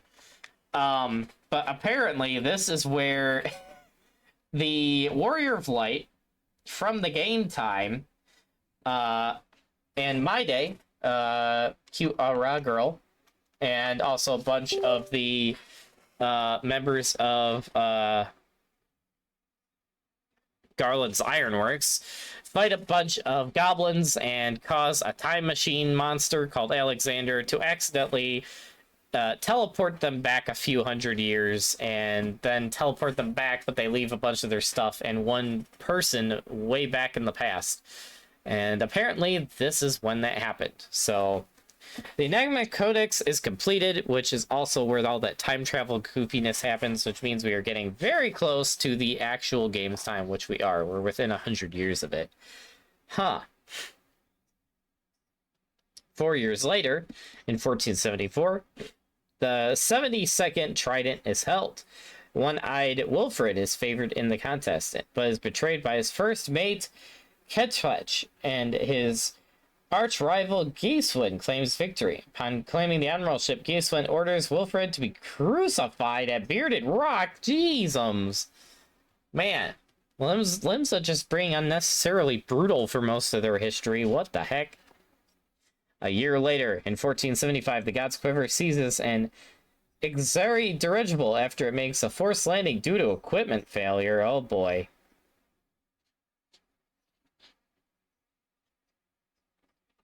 One year later, 1476, the Uldan merchant Tatanarora purchases the confiscated Exali dirigible from the God's Quiver in Gridania. Using knowledge of ceruleum vapors gleaned from the craft, he amasses a fortune from the production and sale of chocobo coaches. Oh, that's... wow. So the chocobo coaches are stolen technology from the Ixal. That's crazy, dude. And it's all due to old, it's crazy. Great merchant caravans employing chocobo carriages are organized and set off for the east. Meanwhile, Alamigo is forced to dramatically reduce their high road... tolls as part of their terms to surrender in the Autumn War. Oh, dang. As a result, overland transport regains popularity as an alternative to the piracy-plagued sea routes. I see.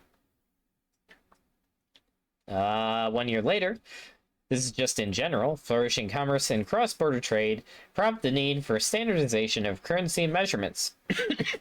By consensus of the 6 city-states, the Guild of Ancient Alleg is revived and adopted as a universal currency, and with it, the Ilm-On's system of weights and measures. Dang.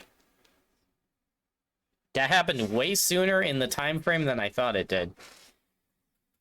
4 years later, in Ulda, wealthy merchants invest large sums of money into the Colosseum, which uses the funds to construct Halatali, a training ground for professional gladiators. Oh boy.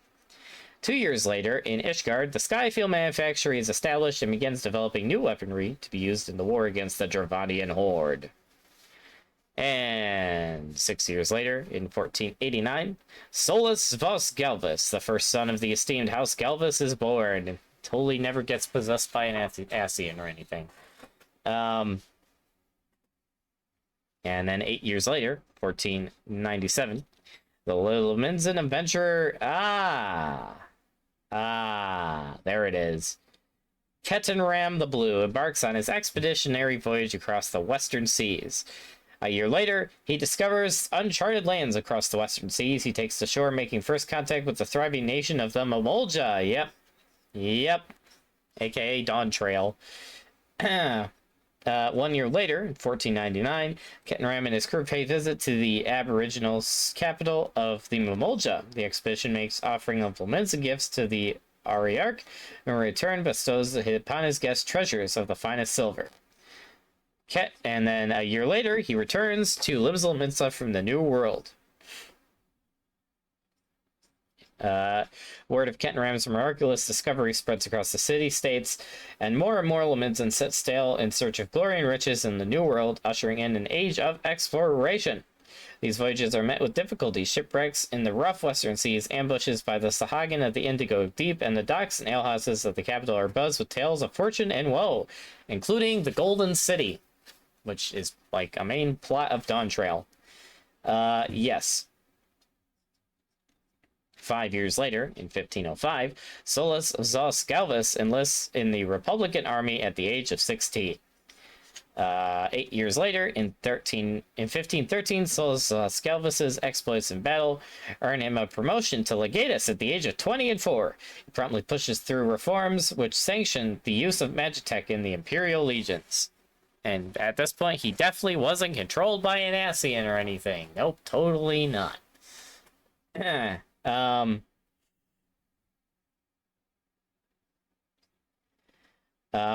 years later, in 1515, the Republic of Garlemald begins forcefully subjugating and annexing its neighboring city-states, and it turns into an empire. 2 years later, in 1517, Limzol petitions the Kobold tribes for peace, for a peace accord in order to focus their strength on the campaign against the Sahagin, and avoid fighting a war in two fronts. At the conclusion of negotiations with the First Order Patriarch, the two parties sign a pact of non-aggression which states, "To man goes the boundaries of the sea, and to kobolds goes the boundaries of the land." The ambiguity of the agreement, however, will eventually invite further conflict, which it most definitely does on a massive scale. In the same year, in Garlemald, his accomplishments having garnered him the undivided support of the citizenry, Solus von Voskalvus is named Dictator, the supreme commander of Garlemald, at the age of 28. The Galactic Republic, not really. The Republic first employs airships in its military conquests, easily conquering the small nation of Dalmasca, poor Dalmasca, man, in a display of terrifying power. Over the coming years, the Garlean seized control over the majority of the northern territories. For the Empire! 1 year later, in 1518, it was commonly known as the Battle of the Indigo Deep. The Knights of the Barracuda and numerous pirate fleets joined forces and sail into the Indigo Deep to subjugate the Sahagin, an operation that ends in failure. Oh boy. 2 years later, in 1520, legendary brawler Cornelia unites those gladiators versed in the art of fisticuffs into a guild of pugilists in the hopes of passing down her all-encompassing style of unarmed combat to future generations. Monks Guild, not the monkeys. 2 years later, a bunch of stuff happens. In Garlemald, at the northern lands of Ilsabard. The northern lands of Ilsabard are unified under Garlean rule. Dictator Solus von Galvus declares that the Republic will henceforth be governed as an imperial regime and crowns himself Garlemald's first emperor at the age of 33. The Garlean Empire adopts their own calendar, with years counted according to the emperor's reign. And in the same year, Tatanora succeeds in reproducing Exali technology and manufactures dirigibles in mass quantities, leading to a surge in exploration by flight. Yes, because airships. And that's an old And in Limsa, a battle ensues between Mistbeard's crew and the League of Lost Bastards in the open seas off eastern Lenoske. Countless lives are lost, and the coastline comes to be known as Bloodshore, as its waters run red with the blood of the fallen. That's what happened? Man, to think they eventually built a summer resort there. That's crazy.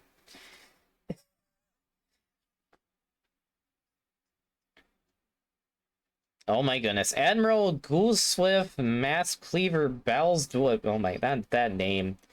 Noted Gormand establishes the Culinarians Guild as part of a comprehensive effort to compile and catalog the most delicious recipes from all corners of the realm. Wait, that was done by an admiral? Dang. Dang, never would have expected that. Okay, and our final 2 pages. This is gonna be fun. Alright, we're almost to the end. 1528. Back to the Empire of Garlemald. The Imperial Legions of Garlemald launch a military campaign on the eastern continent. Oh boy. 1 year later, in 1529, Archon Matoya, oh hey, I know that person, completes her research on etheric convergence as a means to counter the Garlean menace. The resulting tome on etheric convergence is denounced by the Forum as being more dangerous to Charlian than the enemy, and henceforth banned as forbidden knowledge. Oh, poor Matoya. 2 years later, in 1531, Tatanora in Ulda uses his accrued fortune to found High Wind Skyways, a privately owned company focused on tourism and commercial applications of air travel. And 4 years later, Meroweb Wolfhaven, future admiral of Limslomitza, is born. Oh, dang. 4 years later, in 1539, the Dark Light Raiders, a mercenary group under the command of Geribald the Red, eradicates an enormous poisonous snake in the Aram Vale, earning themselves fame and fortune. What the heck is this? Wait, so that's a bunch of Alamegan mercenaries in the Aram Vale? That's crazy. 3 years later, in 1542, the Seed Seers issue a decree to close the 1,000 Maws of Totorak, citing inhumane treatment of the prisoners confined therein. Fair enough, honestly. 2 years later, in 1544, the Dark Light Raiders fail in an attempt to purge Cutter's Cry, the chimera that lurks in its depths. The mercenary group is effectively disbanded, as most of its members are slain. Yikes! Man, they go slay a giant poisonous rat in the Aram Vale, completely fine, and then they get killed by the chimera inside of Cutter's Cry. Dang. That's an oof. But when you fight that thing in the game, it also has like a mountain of bodies underneath it, which is so funny because that thing is like easier to kill than like some of the stuff in Aram Vale, in my opinion. But anyway, and then 2 years later, in 1546, Theodoric I ascends the throne as king of Alamigo. The conflict between and then this is 6 years later, in 1552, the conflict between King Theodoric and the Fist of Raugar intensifies. In the name of quelling the insurrection, the king leads a vast army to the site of the monkhood's main temple, razing it to the ground and massacring its disciples. Ouch. Yes, this is where that giant civil war happens in Alamigo. At age 19, Rabban Eldon is ordered to suppress an angry mob as an officer of the Alamegan army. He earns wide renown when he succeeds in the task without spilling a single drop of blood. Oh, dang. And in the same year, all the way up in the north, the Imperial Legions of Garlemald conquer and annex Doma, a small border nation on the eastern continent of Othard. Yep. I know Doma. And in 1553, 1 year later, the 14th Legion advances on the Alamegan border. Oh boy. And 1 year later, in 1554, Mira Blosfaven assumes command of the League of Lost Bastards. Ah. And that's in Limsa. And in the same year, in Alamigo, Rabban is assigned to the border forces as the 14th Legion closes in. He and his comrades undertake a series of diversionary maneuvers which succeed in keeping the Imperial forces at bay. Nice. In the following year, Rabban makes short work of an Imperial Magitech contingent in a border skirmish toying with the enemy, and is promoted in a position of high command for his deeds. Excuse me. His impressive accomplishments on the field of battle earn him further trust and acclaim amongst men. Merweb, back in Limslomitza, now 20, leads the League of Lost Bastards on an expedition to the New World. Wait, she went to the New World? What? I don't remember that. And in the same year, Kanisana becomes a conjurer at 6 years of age. Oh, dang. Wait, so she was... Oh, they didn't record when she was born in here. Gosh dang it. And in Ulda, the ruling Sultan... Seswan ul Silsbard is wed to Nashanen ul Nasha. Oh, and those are the parents of Nanamo. I see. And in Limsa as well, the Hyar plunders a foreign vessel loaded with ceremonial gifts for the royal wedding in Ulda. Mistbeard and the wealth of treasures vanish shortly thereafter, which I think leads to a certain quest. In the following year, Rabban is struck by an Imperial sniper, suffering grievous wounds. Withdrawing from the front lines, he returns to his home village in the mountains of Girobania to Convalesque. In the same year, Merweb triumphantly returns to Limslomitza, having discovered safe passage to the New World. Oh boy.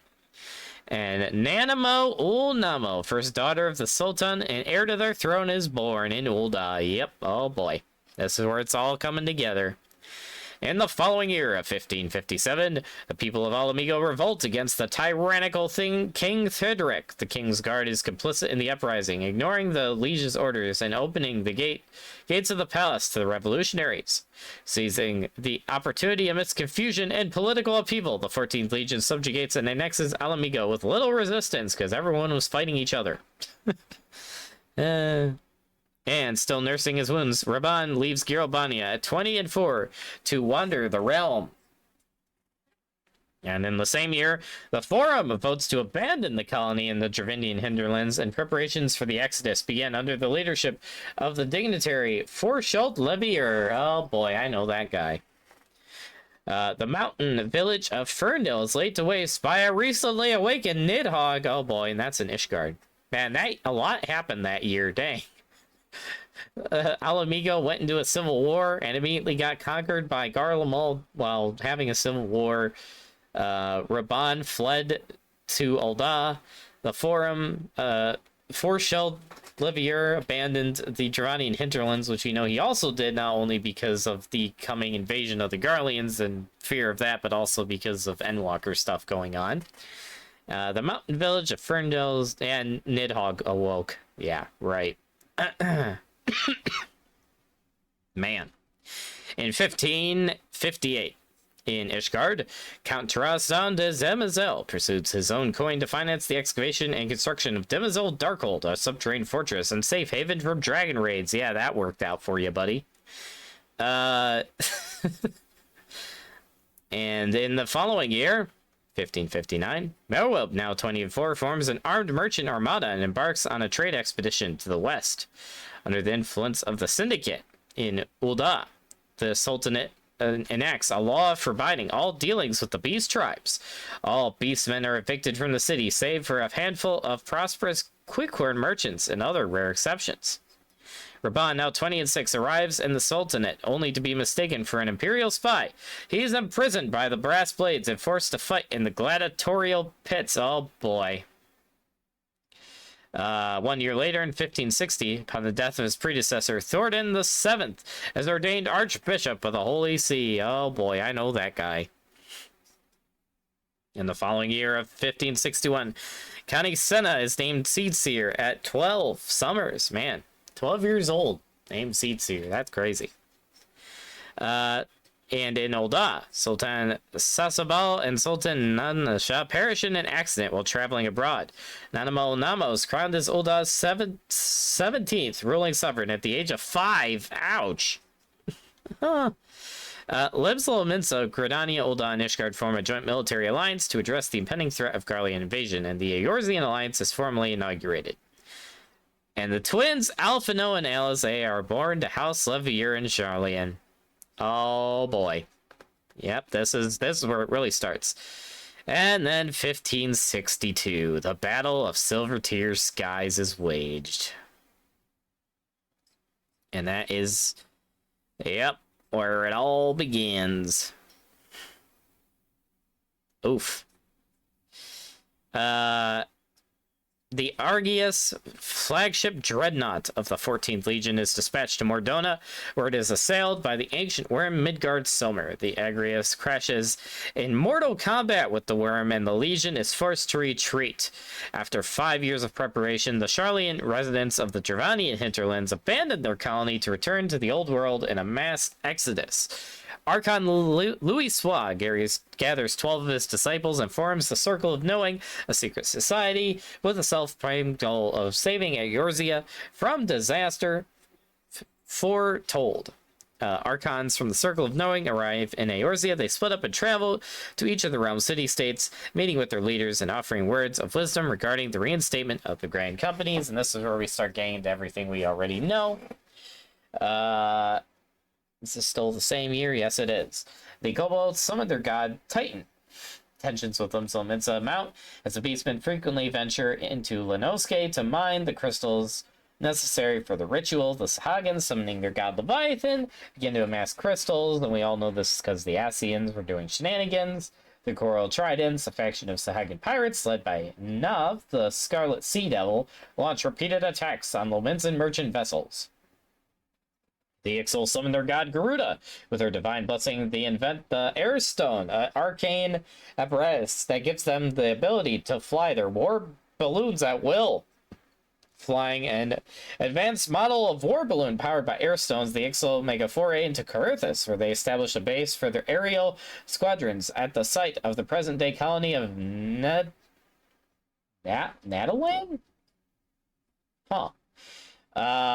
And still in the same year, the 14th Legion postpones the Eorzean campaign due to the primal threat. It proceeds with the construction of Balzar's Wall on the borders of the Black Shroud and Girobania to defend their land against potential incursions by the Beastmen and their gods. On the continent of Othard, Grand Minister Midas Nan Garland conducts the first field test of the Meteor Project, right, at Citadel Bajda.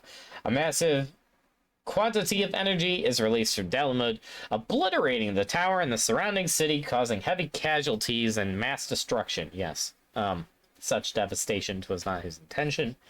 And in Ul'dah, right, the beginning of Final Fantasy XIV 1.0, Agobu breaks free of its arcane fetters during a parade and proceeds to run through the streets. Asilica, one of the spectators, is orphaned at the age of 12 when her father is killed by a rampaging beast. Yes, and I think that certain orphan ends up becoming Minfilia, by the way, and is also rescued by a very young Thancred. And now we finally get to the next year. That was a lot in a year. 1563. Ishgard withdraws from the Eorzean alliance. Oh boy. Declaring the Garlean threat all but over with the retreat of the Imperial forces to Alamigo. Historians agree, however, that the true motivation for the withdrawal was the Holy See's desire to divert their full military strength to the Devonian threat in the wake of Nidhogg's reappearance a few years ago. Yes. Which was how long ago now? Trying to find it. Oh. 6 years ago. Okay. The joint military of the Eorzean Alliance disbands, following the withdrawal of Ishgardian troops. Therefore, too, the largest presence of all constituent, I don't know, members. While an allied security council is established in its stead, the alliance's military ties remain in name only. The 85th Trident is held, and victory is claimed by Merwulf, leader of the League of Lost Bastards, who, by tradition, is inaugurated as Admiral of Limsa. Admiral Merwulf immediately outlaws piracy in Limsa as part of an effort to improve diplomatic relations with other nations, and the Upright Thieves are reconstructed as an underground organization, the Rogues Guild. Yep, there it is. Highwind Skyways announces a partnership with Garland Ironworks, a collaboration which soon bears fruit in the form of lightweight airship models fueled by Ceruleum propulsion engines. With this new technology, Highwind Skyways begins offering regular passenger services connecting the 3 major city-states. Yep. You can thank Garland Ironworks. Thanks, Sid. The following year, 1564, the construction of Dimizil Darkhold experiences significant delays due to a scarcity of building materials. Oh dear. Mithril Pit T3, an excavation site in southern Thanalan, managed by Almija and Shun's mineral concern, is destroyed by what is described as a mammoth fire-spewing monstrosity. Yeah. The Slayer determined to be the first recorded sighting of Ifrit, Lord of the Inferno. Come to me, Freet. Oh, wait. Not the cool one. Sorry, that's the 14 version. The cool one's in 16. And in the following year of 1565, the Admiral enlists the services of the Company of Heroes, a mercenary group, and tasks them with subduing the Primals Titan and Leviathan. In old Sultana Nanamo Namo shows mercy on the gladiator Raban, sparing him when his life is endangered in a rigged match in the Colosseum. Oh boy. And in Ishgard places severe restrictions on chocobo exports after grazing pastures are devastated by the Dravanian horde. Oh boy. And now we get to the fun stuff. In 1566, the Company of Heroes vanquishes Titan, Lord of Crags. A joint offensive by the Company of Heroes and the Knights of the Barracuda succeeds in felling Leviathan, Lord of the World. The Beastmen gods Titan and Leviathan are summoned anew immediately. Gosh dang it. In 1567, next year, the Kobolds commence excavation of the southern reaches of Ogamomo, leading to the construction of the Ugamo mines. Oh, yes. Okay. Yep, the mines area in the game. Oh, there he is. Hildebrand Hildor Maximilian Manderville, gosh dang it, son of Godbert Manderville and heir to the prominent House Manderville, runs away from home. Why is that in there?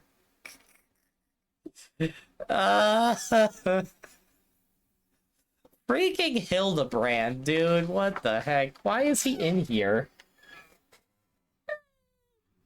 And they say he's not important to the story. Gosh dang it. Anyway. And in the same year, in Ishgard, Void sent gargoyles attack a team of stonecutters at work in the tunnels beneath Demizil Darkhold, leaving few survivors. Construction is postponed indefinitely, and the incident mentions the the name of House Demizil. Yes. Because that whole place got corrupted by Voidsend. In the following year, in old Minfilia, age 18, makes her first contact with Archon Louis Swab by the way of her friend Thancred. Thancred! This is Thancred. And learns that she possesses the power known as the Echo. And in the following year, 1569, Teresa de Demoiselle relinquishes his claim to the head of House Demoiselle and passes on the courtship to his eldest son. And a dreadnought of the 14th Legion opens fire and shoots down a High Wind Skyways airship transporting civilian passengers. Oh no! Not the civilians. And in the following year of 1570, a bunch of stuff happens, all of which is in old High Wind Skyways suspends regular airship service indefinitely due to repeated attacks by Garlean forces on civilian vessels, limiting flights to instances of extraordinary circumstance. Raban achieves an unprecedented 1,000 victories in the arena. He then purchases the Colosseum with his prize money and earns himself a seat on the Syndicate. At the Colosseum, the Guildmaster of the Gladiators Guild loses his life in a fixed bout that shocks the nation. Oh no. In the wake of the incident, the popular gladiator Aldous, known as the Sword of Nuld, is banished from Ul'dah. Yikes. Yes, that's the whole plot of the gladiator quest line, by the way. At the age of 20, Minfilia founds the Path of the 12, that those who possess the power of the Echo might come together and explore how their powers might be wielded for the common good. In 1571, the Archons of the Circle of Knowing infiltrate occupied Gyr Albania in an attempt to assist those Alamegans who seek asylum abroad, but many lives are lost when the Garleans catch wind of the defection. Oh boy. And in the following year, 1572, the Wandering Minstrel...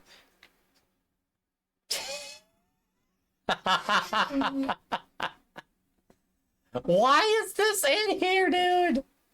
What? The Wandering Minstrel sets off for Eorzea after a long journey that carried him to the far corners of the world. Yes, we have Yoshi P coming into the game in the actual lore. Haha. Funny, Square Enix. You're so funny. Haha. Alphino and Alze Levier enter the studium at age 11, the youngest students ever to be admitted. The city-states of Limsa, Ul'dah, and Gridania formed their grand companies. Subsequent events leading up to and in the aftermath of the Seventh Umbra Calamity are detailed in Memories of the Calamity. Yes. A Realm Reborn. And now we get into the actual game's story. Oh boy. Here we go. Here we go. Yep. This will be next time.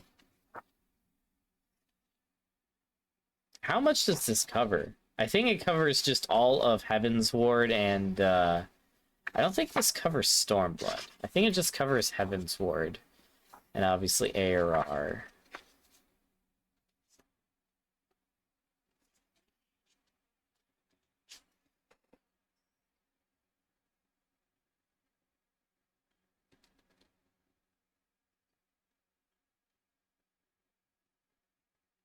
Uh... Wait. Wait. Does this go farther? No. Okay, yeah. So it ends with Heaven's Word, post Heaven's Word stuff. So yeah, we'll probably read on the next reading of this. We'll read the Realm Reborn stuff, and then we'll do the Heaven's Word stuff, and then after that we get to the part of the book I am actually most excited for, by the way, which is this part.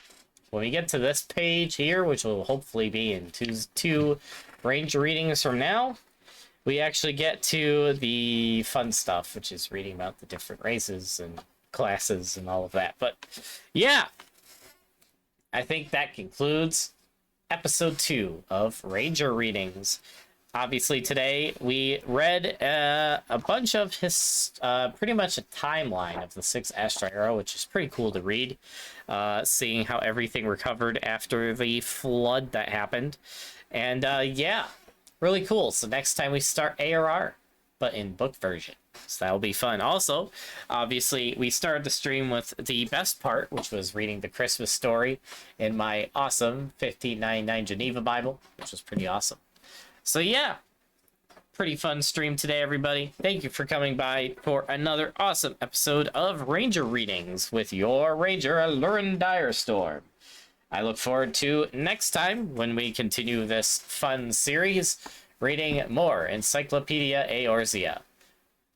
But for now, I think that is going to be the end of the stream. Double thumbs up. So thank you all for tuning in. And it looks like we don't really have... Well, yeah, it looks like we don't have really too many people in the chat right now. So unless someone says something in like the next 60 seconds, I think we might just end stream because we really don't have anything worth rating right now. But yeah, thank you all for coming out. It was a lot of fun as usual. Tune in tomorrow. We will be doing a live reaction to the Game Awards. I'm really excited. I know a lot of other big streamers are reacting. So if you come here, it will be not expected, but you are very welcome to watch me react. Obviously, almost every big creator you could possibly imagine will also be reacting, and many of the creators I collab with all the time are also streaming their own reactions. It's going to be reactions everywhere. But yeah, I will be streaming mine live, and if you don't want to watch me live, that's fine. I will also post it on YouTube within the next few days afterwards, so you are welcome to watch my reaction there as well.